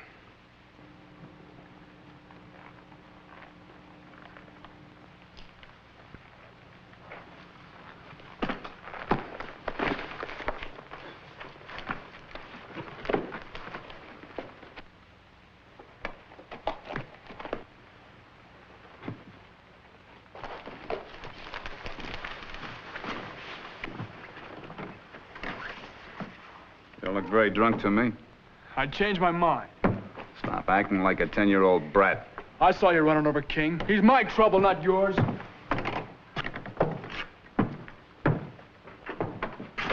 Look, quit following me, will you? I don't want to talk about it. I'm your friend, remember? Yeah, my friend. Playing a big hero. My wet nurse. That's what King called you, my wet nurse. Maybe you need one. Yeah, well, you'll see if I do. And so will King. The worst thing that could have happened. The very worst. Is it? Yes. A man fights his own fight. He doesn't let a friend fight it for him. No, I don't want any. I got back just when you were taking his gun away. 1 minute sooner and I could have faced him on my own. No, you couldn't. Oh, you mean you wouldn't have let me? Look, Mr. Earp, can't you see you've got to let me? King said it when he said you can't wet nurse me forever. Look, I want you to live a while. I can take King in a gunfight. Now, don't be foolish. He's put 9 men in Boot Hill. Oh, drunks, bragging cowhands. Couple of scared rabbits that didn't dare shoot back. Gosh, Mr. Earp, I thought you had more confidence in me with a gun.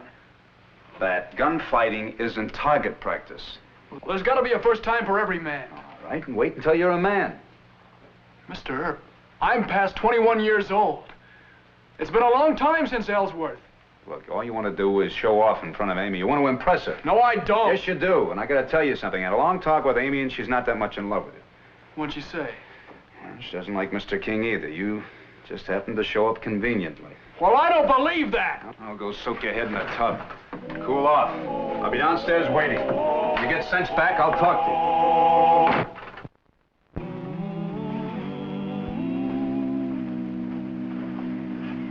What'd Bat say? Nothing sensible. Oh, he still wants to fight King, huh? Mm-hmm. Well, all right, I know how to fix that. How? I'll just tell him that I don't care anything about him. Then he'll be real sore at me, and you can take him back to Wichita. But he wouldn't go. He'd just think you were lying to keep him out of trouble, and he'd accuse me of putting you up to it. Well, what can we do then? Well, I guess I'll just have to shoot Mr. King. Not fatally, just clip him a little. Be kinder if you'd clip Bat. Kinder?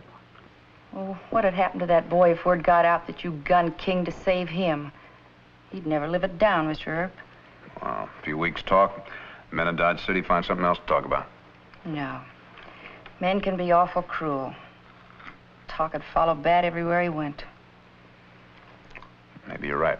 And how would you like to live in this country with men saying your best friend had to fight your first battle for you? Well, there's only one other chance. What's that? He wants to wear a star. He wants to be a marshal.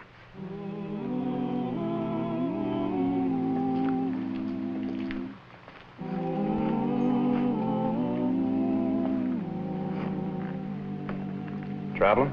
That's right. Dodge City. I'm disappointed. Oh, sure. I was just out there walking a little bit.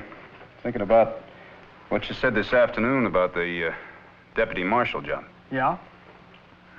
I can't very well recommend you for Dodge because I don't know what their plans are there. How about working in Wichita for me? No, thanks. Make you full deputy. Well, can you hold the place open? For how long? Until I've had my fight with King. Might take a day or so for him and me to get together. He moves around different places and... I give up. Sorry we can't agree, Mr. Earp. But a man's got to do the way he thinks is right. Yeah. Well, I reckon this will be the last time. Oh, I'll see you again. I doubt it. You're too slow. You don't know how to shoot. What? You heard me. You don't know the first principle about gunfighting. What do you mean? I'm almost as good as you are. Would you like to try and prove it? Yeah, right now. Let's go into the barn. All right. Trying to shake hands with me for the last goodbye. I'll show you a trick or two with guns you don't even know. You think I'm just a bragging kid? Well, I practice my draw. Practiced hours and hours. When I'm clean. Let me see it. What's the matter? Don't you trust me? It's not the point. It's always the unloaded gun that goes off. Here.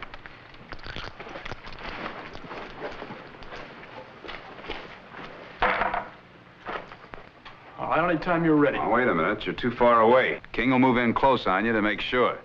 Come on. That's it. Hold it right there. All right. Draw. Hold it. Now, you see, you lost a lot of time reaching up for him. Now, you lower your gun belt until the Grips just touch the palm of your hand as they hang naturally. That's it. I will try it again. This time I'll stay close to you so I can see what you're doing. You ready? Yeah. Keep your hands down. Well, that's pretty good. If I'd have missed you or hadn't hit you in a vital spot, you could have gotten a shot off at me. Well, I didn't claim to be as fast. I said almost as fast. You're plenty fast enough, but you telegraph. Telegraph? Mm-hmm. A gunfighter who hasn't had too much experience usually starts the draw with his eyes. He either blinks them or narrows them and lets the order that his brain has given to his hand show in his face. And the shoulder muscles tense, and his hand usually just makes a little move to get closer to that gun grip. You mean I did all those things? Well, any one of them would be just enough to give King a tenth of a second on you. But your main fault is that you're watching my hand. Well, aren't you supposed to watch to make sure the other man is really going to draw? Well, don't you worry about King. He'll draw. Now, you never mind his hand. You just keep your eye on the spot you want your bullet to go. Now, where do you want to shoot King? Well, just shoot him. I hadn't thought about exactly where. I guess I'll hit him in the shoulder. That's what you do. But just where in the shoulder? Well, right here. No. No, a shoulder shot is aimed just a hand's length. Right here, from the breastbone. You hit just below the collarbone.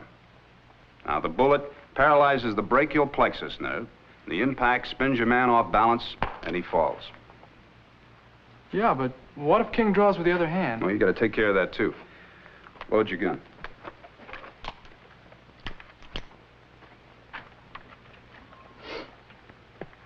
I'm going to draw this shoulder high.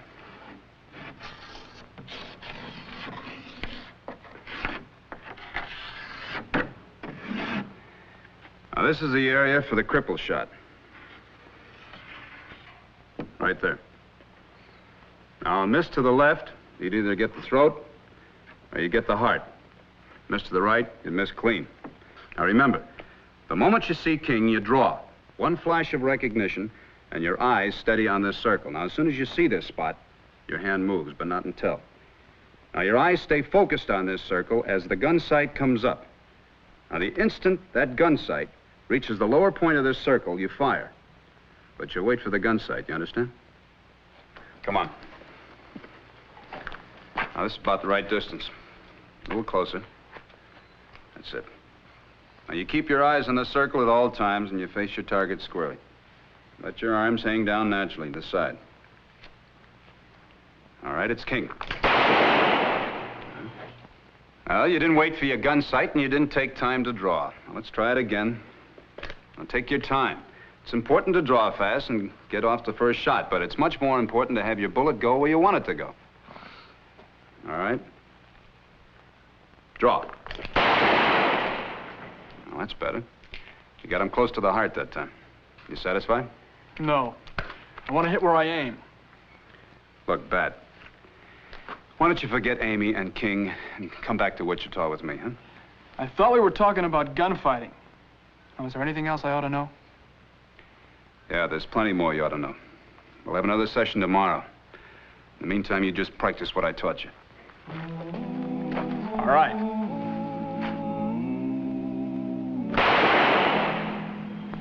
That's pretty good. You didn't telegraph, and you took a split second to aim. Well, that ought to be pretty good after 2 solid days of this. There's just one other thing. Let's see you fall down and draw. Fall down and draw? That's right. You've been assuming through all of this that you're going to outdraw King and put him out of action. Well, yes, I have. You got no right to assume any such thing. No, King may draw faster than you and knock you down. But let's say that you're still able to shoot. Fall down. Yeah, but if I'm down, where do I aim? You aim right at his heart. I've seen a lot of men get hit in the stomach and keep on shooting. Now, you remember, if you're hit, you go down. You got to kill in the next instant or be killed. It's your life or his. Yes, sir, I understand. All right, let's try it. You ready? Yeah. No, you missed. Come on, try it again. Get yourself set. Okay. Ready? Yeah.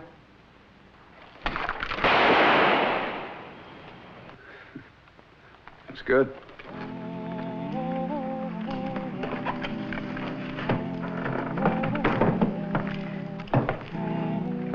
Where are you going? Oh, Archie's driving me to Dodge. I can't stay here. Soon as you leave, King will be coming after Bat, and I'll be next. Did you tell Bat you were leaving? No, I hate goodbyes. You explain it. Come on, Archie.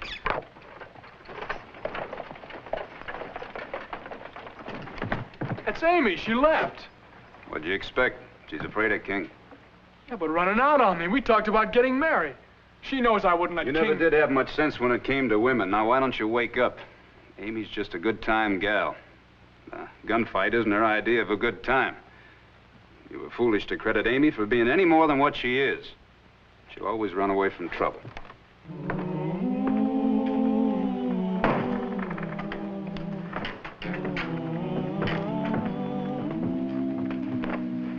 You sure you don't want me to stick around till our friend Sergeant King shows up again? No, I don't. School's out. Probably haven't learned a thing. Well, if I haven't, that's my funeral. I still think you ought to come to Wichita with me. That tame old town? You should be ashamed to stay there. Oh? Yeah, but you'll get fed up with Wichita. You'll come to Dodge. That's where all the excitement's gonna be. Well, maybe I'm too old. Oh, yeah. Can I hold a stirrup for you? You just remember one thing your old man Earp taught you. You draw fast, but you aim slow. Yeah, I know it all by heart. Now get going, will you? Good luck. Oh, young man, take heed of this good advice. A headstrong man is a dead man. You never get the same chance twice. So, young man, go, young man, and learn from the wise and strong that a headstrong fool is a dead fool, but a fast-thinking man lives long. Oh, young man, think fast, shoot slow.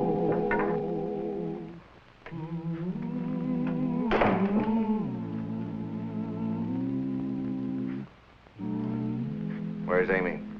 Not here. But you're here.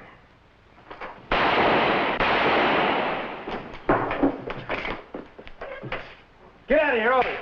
Go on, get out.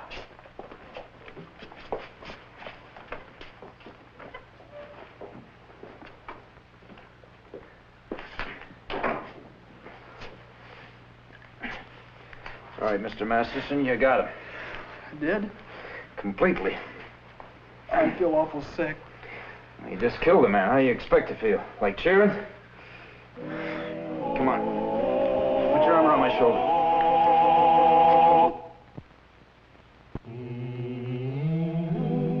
Will we be able to travel, Doc? Good. I want to take him to his folks. No. I still want to be a Martian. Now, look, that leg's got a long time to go before it's going to be well. It's going to be months before you're going to be able to walk. When you are able to, I want your first job as deputy to be with me. You mean I made it? Mm-hmm. You made it. 2 months was a long time for a marshal to last in Dodge. In less than 2 years, 85 bodies had been planted in the town cemetery, known as Boot Hill. It was called Boot Hill because its residents died with their boots on. The gamblers, the painted ladies, and the gunfighters of Dodge were betting that Mr. Wyatt Earp would be the next occupant of Boot Hill. There's many a gallant man struck down by an outlaw's hand, buried there on Boot Hill. And under the same blue sky, both evil and good men lie, side by side on Boot Hill. Once they shared the earth with free men, but they learned to hate and kill. Now they share the earth with dead men on Boot Hill. So traveler, walk with care, or you and those boots you wear may tomorrow be in their company, lying still on Boot Hill. Al Treadway, killed by Marshal William Rivers. No more rivers to cross. Oh, howdy. Howdy. You related to the deceased? Oh, no, I'm just coming into town. Thought I'd stop by. This is your Boot Hill, huh? That's right, mister. I'm Pete Bradshaw. I'm the sexton. I guess that's what you'd call it, but mostly I just dig graves. You got a funeral today, huh? Well, it ain't certain. The boys told me to get a grave ready. They aim to kill this new marshal that's coming here, Wyatt Earp. Oh? Yeah. You see, they chased Jack Allen, that's the old marshal, out of town. So George Hoover, that's the mayor. So George up and he hires this Wyatt Earp by telegraph. Seems like this here fella Earp made a big reputation in Wichita. Yeah. I reckon this is big enough for Earp. Well, it might be a little bit longer. Oh, you know Earp? Hmm. How tall is he? Oh, he's about, I'd say just about my height. Well, you'd run to about 6'1"? Just about. 6 inches I'll have to add onto this grave. Sure glad you come along, Mr. Earp. Yeah, Earp. Huh? You joking with me? Well, I never joke in cemeteries, Mr. Bradshaw. But you're just a young fella. You ain't hardly more than a boy. Guess I kind of aged fast. I kind of put my foot in it, didn't I? Don't worry about it. It's seeing you're such a good sport. I'm going to give you a tip. Huh? Don't walk down Front Street. That's the main drag. They'll be laying for you along Front Street. They will, huh? Yeah. Hoover and the deputies are holed up in the jail. That's on the plaza. So you go down one of the side streets and kind of sneak in the back door of the jail. That's my advice. Thank you, but aren't you kind of talking yourself out of a good job? Well, if it ain't you, it'll be somebody else. And this hole ain't gonna run away. Well, good luck, Mr. Earp. Thank you, Mr. Bradshaw. I'd say you might make that about 6 inches wider, too. I like a lot of elbow room.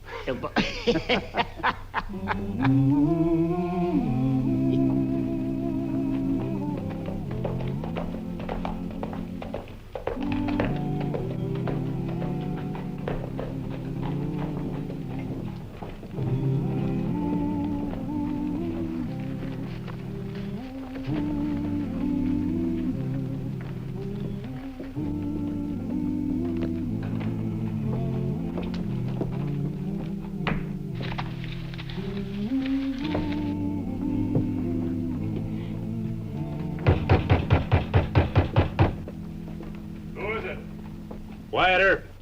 I'd like to talk to Mayor Hoover.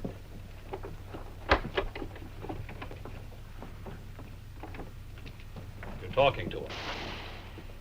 And you got here just in time. That's the Big T outfit. They've got 2 of my best men, Tillman and Bassett, holed up in the depot.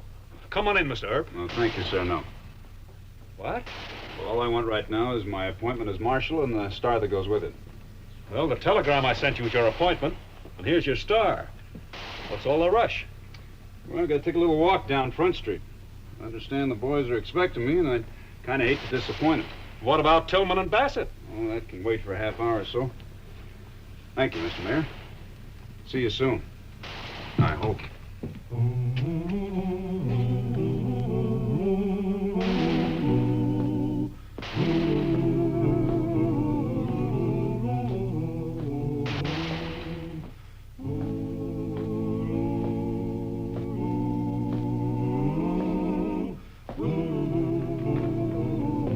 Tall man with the star. It must be Wyatt Earp.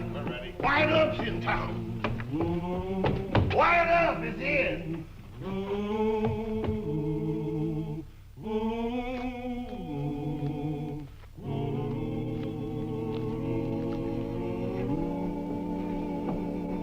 Hey, you Wyatt Earp? That's right. Take care of your friend.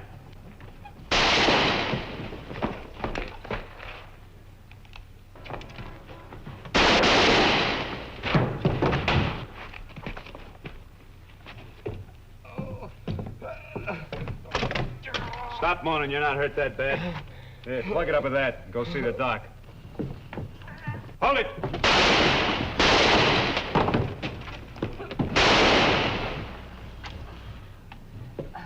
Go pick up your friends.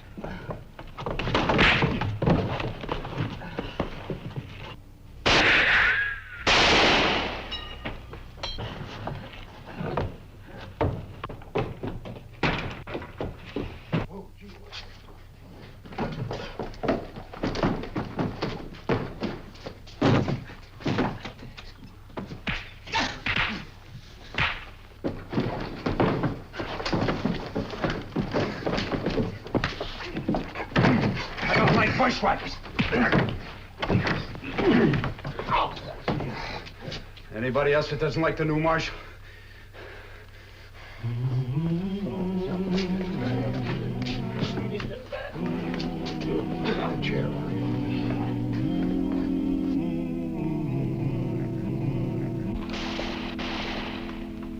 Who done that? I did. Wyatt Earp, all right. Rousting Front Street's a waste of time. Why don't you go over to the depot? There's a little war on. It'll keep. I've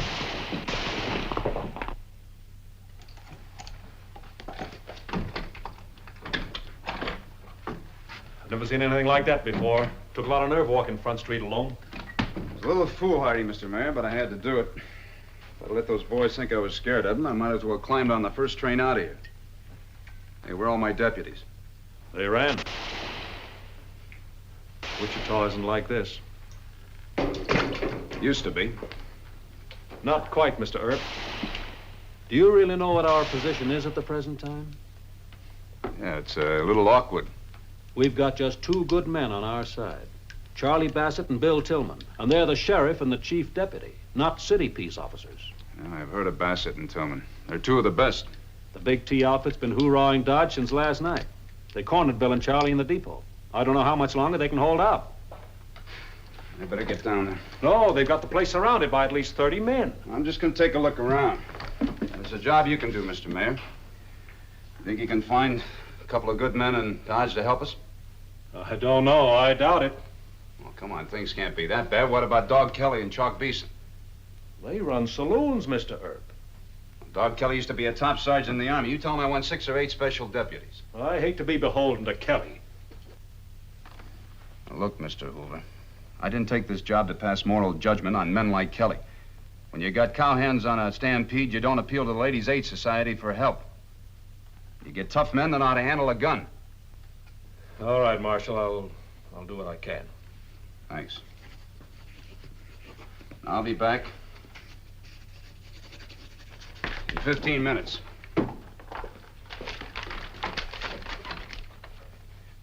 You have me some deputies.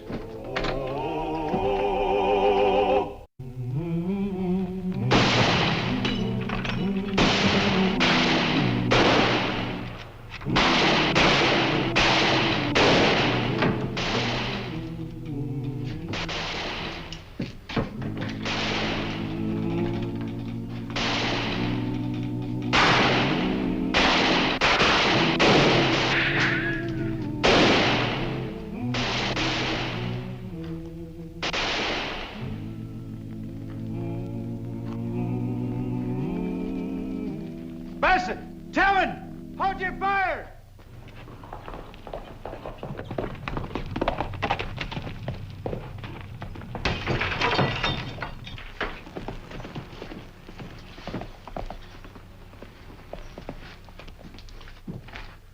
Who was that fella?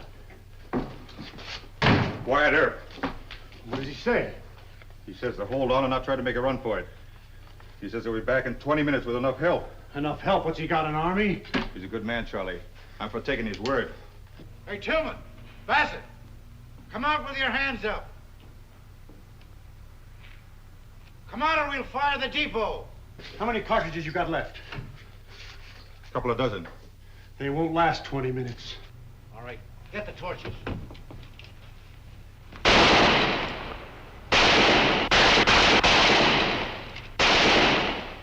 Listen, Kelly, Earp says it'll take only 6 or 8 good men. He's sure he can handle it with that many. Earp must have let his head swell in Wichita. He calmed down Front Street, didn't he? Front Street ain't the Big T outfit. Well, Earp's got nerve, but he lacks judgment. The idea...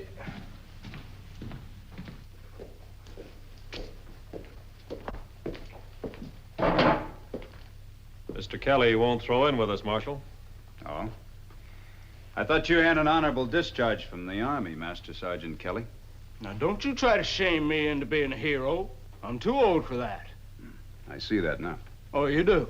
But I haven't got any time to argue with you. Are you going to get me those men? No. Well, you got a right handsome place here, Mr. Kelly. Well, cost me a few thousand just to furnish the bar. I got some more stuff coming from the east. Oh, that's too bad. Well, when that Big T outfit gets done killing Bassett and Tillman, they'll start shooting up Front Street. Your place ought to be about first in line. Yeah, sure like those lamps. And then I think they'd go for the mirror. No, wait a minute. All right. You're going to get me those men and 50 sticks of dynamite. How soon you want them? 5 minutes, over at the jail.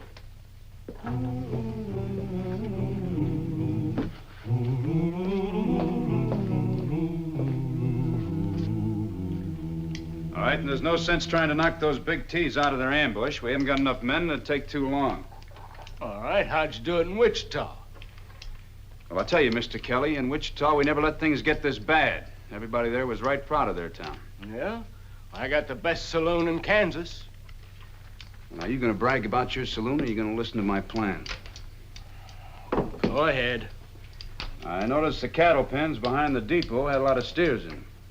Who owned them? Big T. That's good. We'll dynamite the pens. Dynamite the pens? That's right.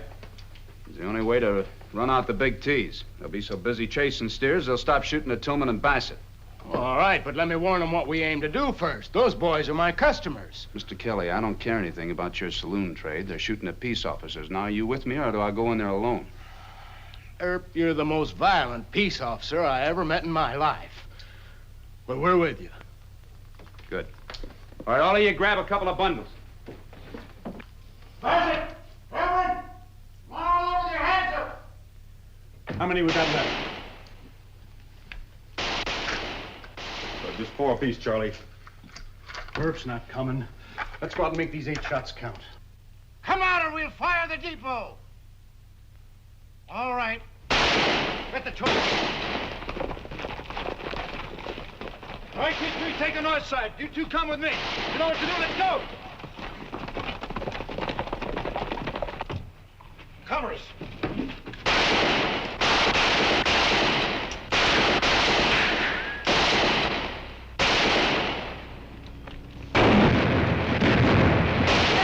They're dynamiting the pen!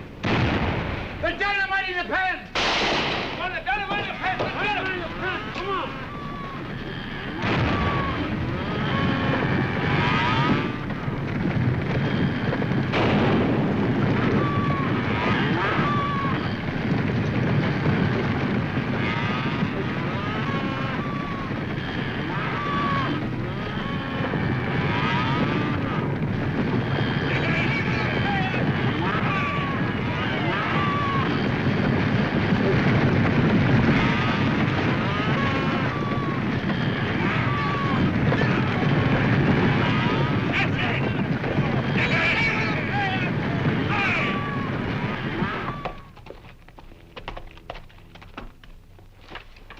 Bassett, Tillman, it's Earp!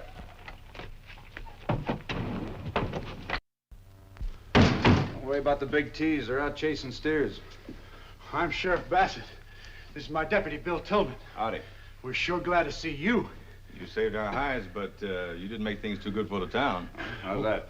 What Bill means is the Big T ain't gonna like chasing their stock all over the country. That was a right smart stunt, and we'll take what's coming, right, Bill? Got no choice. Being as I'm a stranger here, what is coming? They'll tree old Dodge and burn it to the ground. Not much loss of that. Oh, don't discourage the marshal. Maybe they'll be satisfied with just killing the 3 of us. Come on, Mr. Earp. That jail of ours be the best place to make a stand.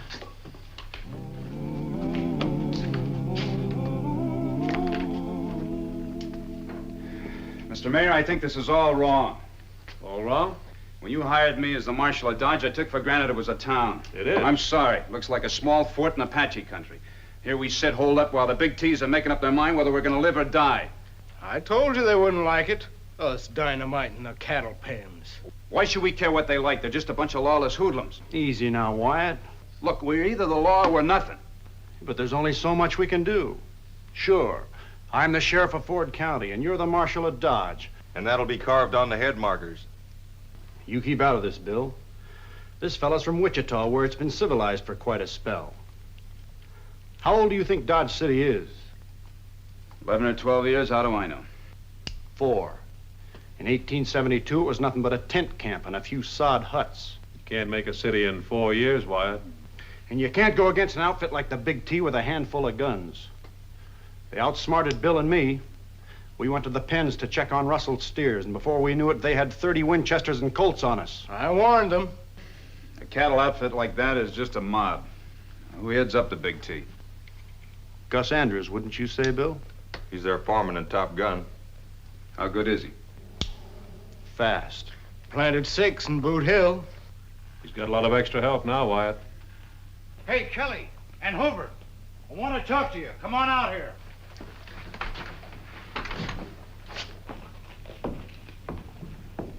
Gus Andrews is plenty sore at you. Is that so? Yeah, he says you got to pay $20 a head for 9 steers.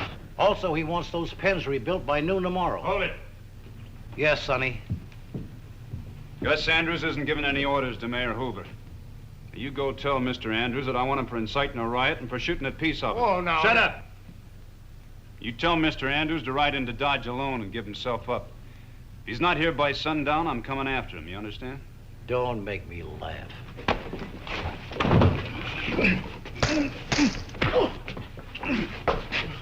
You still laughing? No, sir. When you get on your horse and tell Andrews what I said. They got a grave waiting for you, Earp. Yeah, we'll send flowers.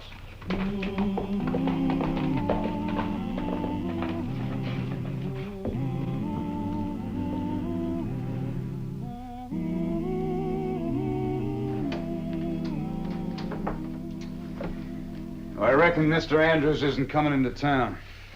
So where can I find him? Huh? Where can I find Mr. Andrews? I know, but I don't aim to tell you. Charlie's trying to save your life. Well, I'll ask around. Somebody ought to know where I can find the Big T outfit. Don't you know it's suicide riding into the Big T outfit? Maybe. Bill, you talk to him. No business of mine. Come on, it's your move. You made a reputation for yourself in Wichita and Ellsworth. What good's that going to do you if you wind up on Boot Hill? Well, I'll tell you, Mr. Bassett, I learned something in those towns. A mob isn't 20 men, 50 men, or 100 men. It's one man, its leader. In this case, it's Gus Andrews. That's why I'm going after him. Now, you can do me a big favor. Does Andrews have a high forehead or a low forehead? High. What brand of Stetson does he wear? Pride of Texas, like all of Big T. 2-inch sweatband, huh? Thank you, sir. A pleasure meeting you, Mr. Tillman. I'll be at your funeral.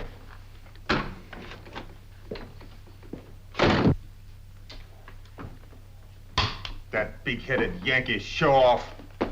You going along? Yeah. If that Earp gets me killed, I hope somebody explains to my wife.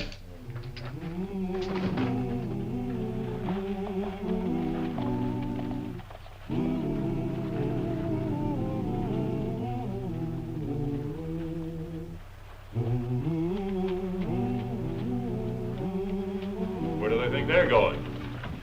After Gus Andrews. We ought to stop them. No.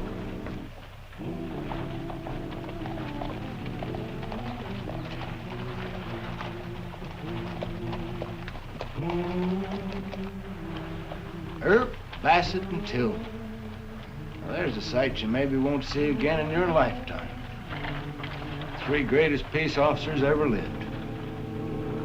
San Antonio, we didn't have the trouble. These guys didn't want to. What year was that? 1950. Well, I don't know.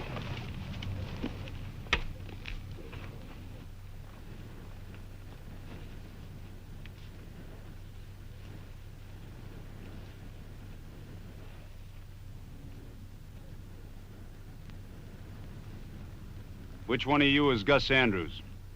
I am. I sent word for you to come into town. Did you get the message? Sure, I got your message. But I figured you'd drop by for my answer. The rest of you, drop your gun belts. Don't want to have to dig any further into Boot Hill. I said drop it!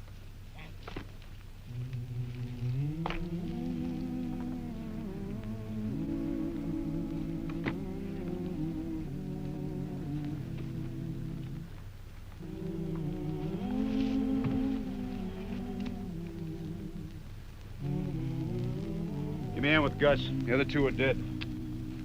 What about Gus? He'll live. Just got a hurt head. Come on, give us a hand.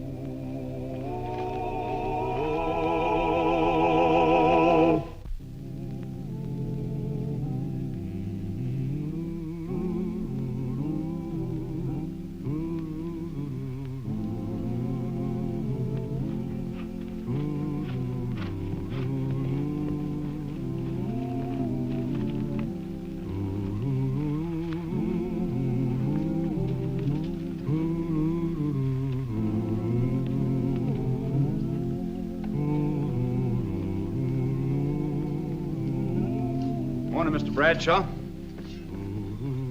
Earp! I thought this was for Well, you. I'm sorry to disappoint you, but we had a little change in plans. I just got word to dig another. Who are these two for? Well, I don't know. Sheriff Bassett and Deputy Tillman are getting the names, and they're making the arrangements. Was you in the fight? Mm-hmm. Well, how come you missed? Well, just lucky, I guess. You know, one of these days we're going to have to close this Boot Hill section. Close it? Why? It's given Dodge City a pretty bad reputation. And anyway, as a new marshal, I don't think I could give you too much business. You must be pretty poor hand with a gun. I guess you're right. I always do manage to miss somehow.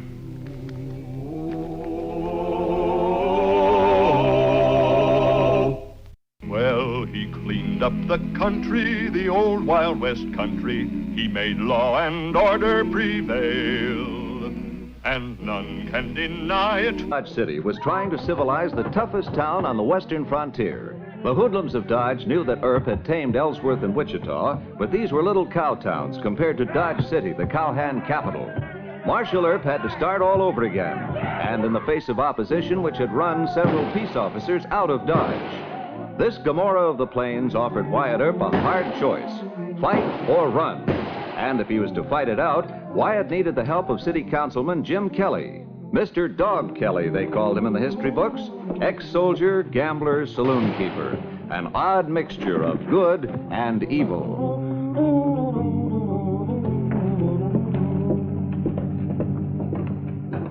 This place won't open until I feel like it. Jim Kelly. Jim must be riled about something. Well, I wanted to get a drink.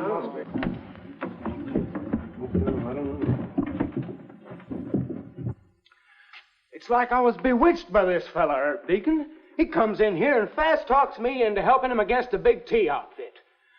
I got no business helping him against good customers like the Big T Ranch boys. Who's next? What's the next donation? The Reverend Halkett. Give him 50.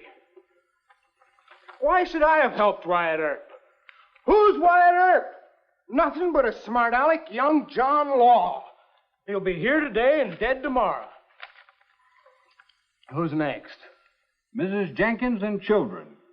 I'll give him the same as we gave him last month. Like I was saying, Deacon, Earp had no call on me, none at all. But I round up some special deputies and 50 sticks of dynamite, and then what does Earp do? He blows up their cattle pens and turns all the wild steers loose. So the Big T cowhands have to quit shooting at Charlie Bassett and Bill Tillman in the depot. They got to ride half a day collecting steers. 2 Big T hands get killed and Earp creases their foreman's skull. I need my head cracked open for having anything to do with Wyatt Earp. You didn't know how rough Earp plays it, boss. How much for Father Shevlin? Father Shevlin, is it? The way that man keeps after me. Not a dime. Not 1 penny. More than 200. All right. That finishes the list. Ain't you due at the city council meeting? No. Earp Earp wants me to vote to close this town up tight. The gall of him. Does he think the big cattle driving outfits are going to stand for that without killing him? And maybe me? By Joe, I'm in my right mind now. And if you ever see Jim Kelly give Wyatt Earp so much as the back of his hand, this whole saloon is yours, Deacon. Now you got my oath on it.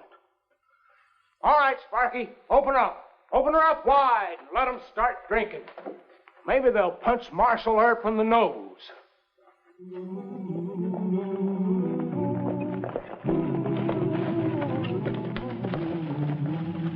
Now let's get organized this time. We make our play in real Big T style.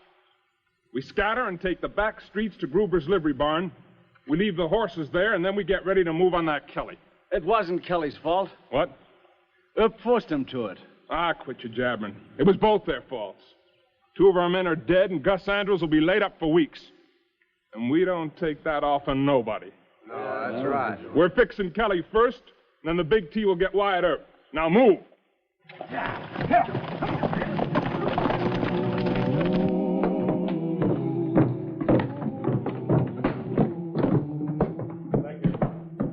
Back there. Go on, go They're on. not Big T men, they're just drunks. Al, the doc will be over to patch him. Keep him locked up. Yes, sir. Gentlemen, I'm awful sorry to keep the town council waiting. What happened to you? Oh, nothing too serious. One of the Big T outfits stuck his thumb in my eye, but I don't think he'll do it again. He'll be all right in a couple of days, though. But what's more important is there are drunken cowhands in the street with guns. Mr. Mayor, that ought to convince you that we need these new ordinances that I'm asking for. I'm convinced, Wyatt. I'm not, and neither is Mr. Billings. The town council is kind of hung up. 2 votes for your new ordinances and 2 against. Well, gentlemen, I'll tell you, it's useless to even hire a marshal if these aren't approved. Now, what are the objections, Mr. Prentice? Well, Billings and I think 2 of them are all right, but we sure don't like the others. Well, which ones do you object to? Check your guns, don't ride horses on the sidewalks or in the saloons or hotels, don't discharge firearms within the city limits, no drunkenness on the streets. Well, we vote against number 2 and number 4. Oh, in other words, you think it's all right to ride a horse into a saloon or hotel lobby or into a store, hmm? Well, it shouldn't be a misdemeanor, just harmless fun. Harmless fun. We've had at least 20 innocent bystanders kicked or bitten by horses. And being drunk on the streets. That's just harmless fun, too? I'm not a hypocrite. I've been tipsy on the street, and so have you, and so has Kelly. Say, speaking of Kelly, where is Mr. Kelly? He's the 5th member of the council, isn't he? Jim ran out on us. What do you mean he ran out? Well, he's sore because you got him involved in that fight last week. Says he won't vote either way. But if he did vote, he'd vote against you, Marshal. Afraid that's it. And Mr. Mayor, I'd appreciate it if you'd call another meeting for tonight. Have a little talk with Mr. Kelly. That won't do any good. You know that. Listen, Kelly is on what's the matter our with the side. council? I know. Ace is a loser. Not too bad.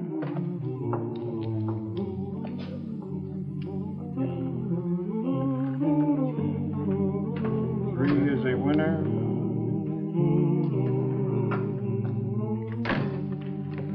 Two whiskeys. Mr. Kelly, I'd like a few words with you. Oh, what happened to you? Oh, I caught a little thumb in the eye. Big T. I'm sorry to hear it, but that's the only word you'll get from me. We ain't friends. Oh, wait a minute, this is business. Both mine and yours. I helped you once, never again. Ain't I made it clear enough? I'm asking you to keep away from me. You know, there must be 2 Jim Kellys. Then this one's in his right mind.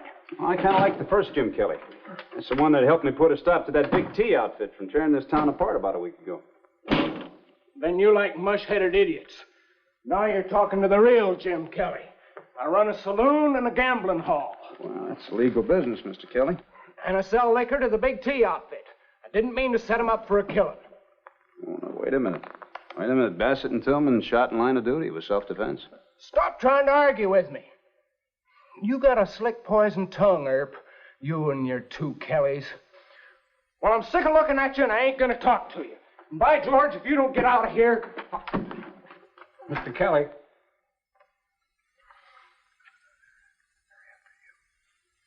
Well, my duty's to defend myself. Settle the chips and close up. Gotta change this place into a fort like the Alamo. Parky, get out the guns. Reb, put up the bars. Start piling tables in front of the doors and windows. All right, there's going to be trouble here.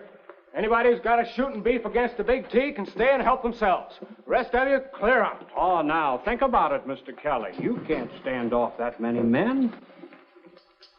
Marshal, this don't make sense. You'll get us all shot and the place burned on top of us. Can't you do something? I can try.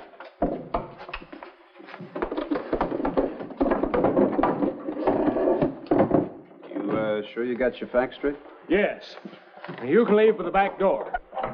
You know, this is no place to make a fight, Mr. Kelly. Whose fight is it? It's more mine than it is yours.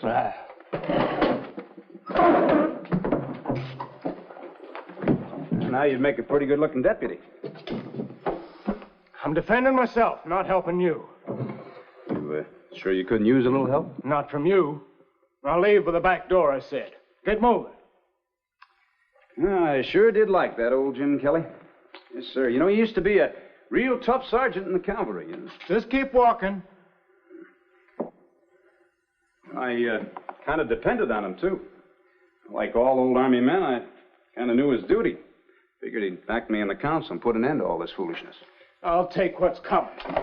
You want to fight it out with that gang of spoiled, rotten hoodlums all by yourself, huh? The door is open. All right. I'll ask you just one more question.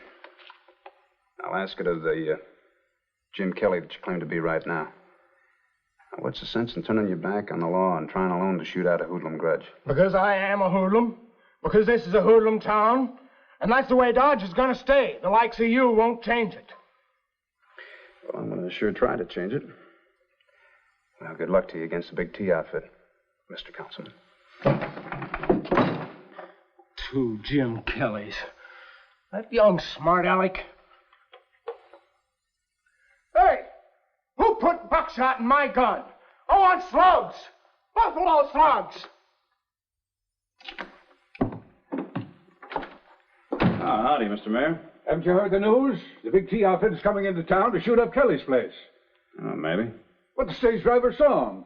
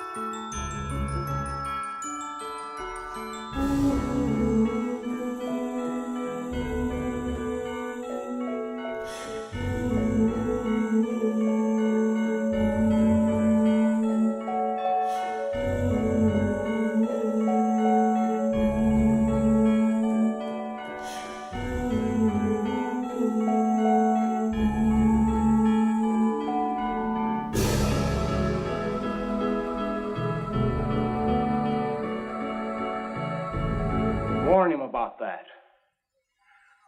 Well, there ain't much time. Find a way to get over to Earp's where they won't see you.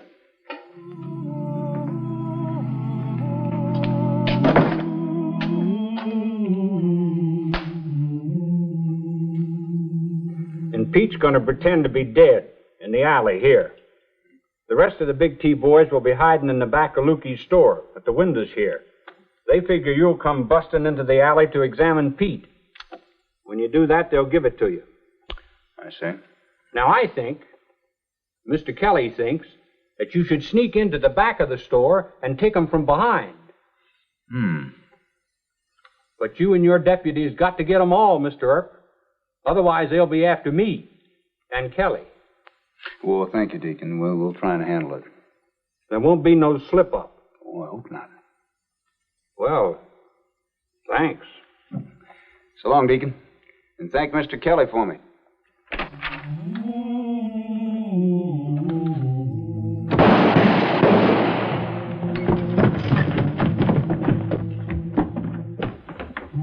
Marshal Earp, this man just been shot dead in the alley.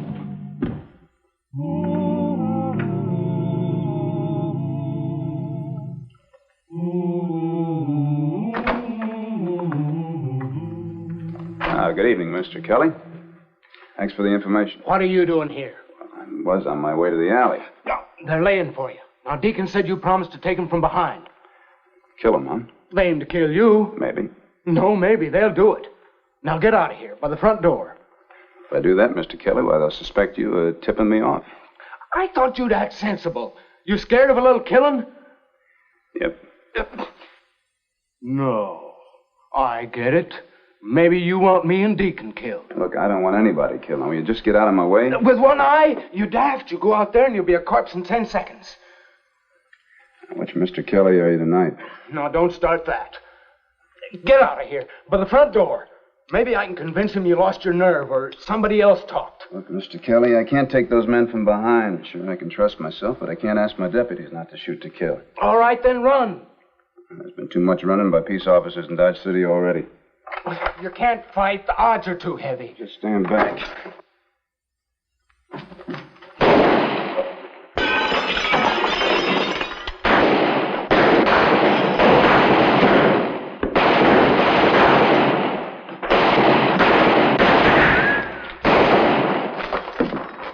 They've run.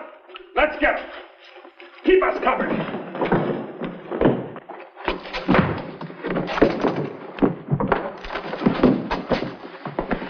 All right. I'll get out there and tell them to quit. Don't shoot it. It's me, Pete. We give up. Drop it. I wish you'd let me shoot him. You go on back in there. Go on. Come on out of there.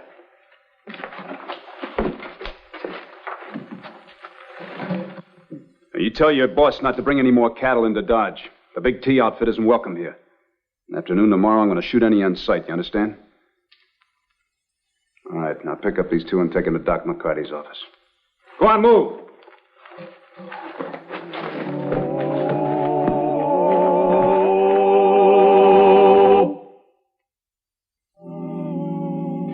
And you know what? I'm a ruined man. Ruined. You told the Big T they can't come into Dodge. Do you know what that means? They got a drive payoff of $30,000, and I used to get a third of it. So you lose $10,000. But that ain't the main thing. You cornered me. You shoved me over to your side. I'll be known as Trader Kelly, the man who turned against his customers to help the law. That's right. None of the big cattle outfits will come into my place. I might just as well close up and prepare to leave this world. Well, now you're exaggerating a bit. Well, the Big T knows I double-crossed them and pulled a gun on their boys. You think they'll let me get away with that? Why, sure. They will not. I'll be gunned on the streets. Well, I don't think so. You got the sheer gall to deny that. Why? Well, I'll tell you, because you'll be known as a great personal friend of mine. Friend, is it? Never. They gun you, I'll gun them. Why, Texas won't be big enough to hold them. I suppose you'd even follow them into Mexico. Why, sure, if need be. This is a trick. You're working on my Irish heart. Friend, you don't even like me. Well, sure I like you. That Jim Kelly I saw tonight was a brave man. I'll turn on you. I'll stab you in the back. That might be. The old Jim Kelly might come back again. Don't bet against it. Well, I had my say fair and square. But don't ask me to shake hands, 'cause I won't. We can't never be friends, and that's the honest truth. Well, if you say so, Mr. Kelly. And one more thing, and you get it straight.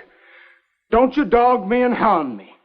I won't have any sanctimonious John Law trailing after me for help. Of course not. Before you go, Mr. Kelly, how are you going to vote on those new ordinances? You know, you're the only holdout. And I always will be.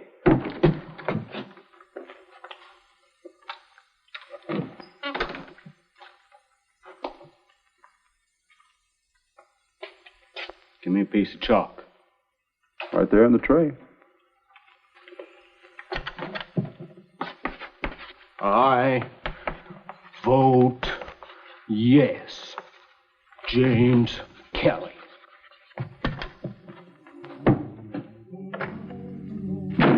I vote yes. James Kelly. Gives me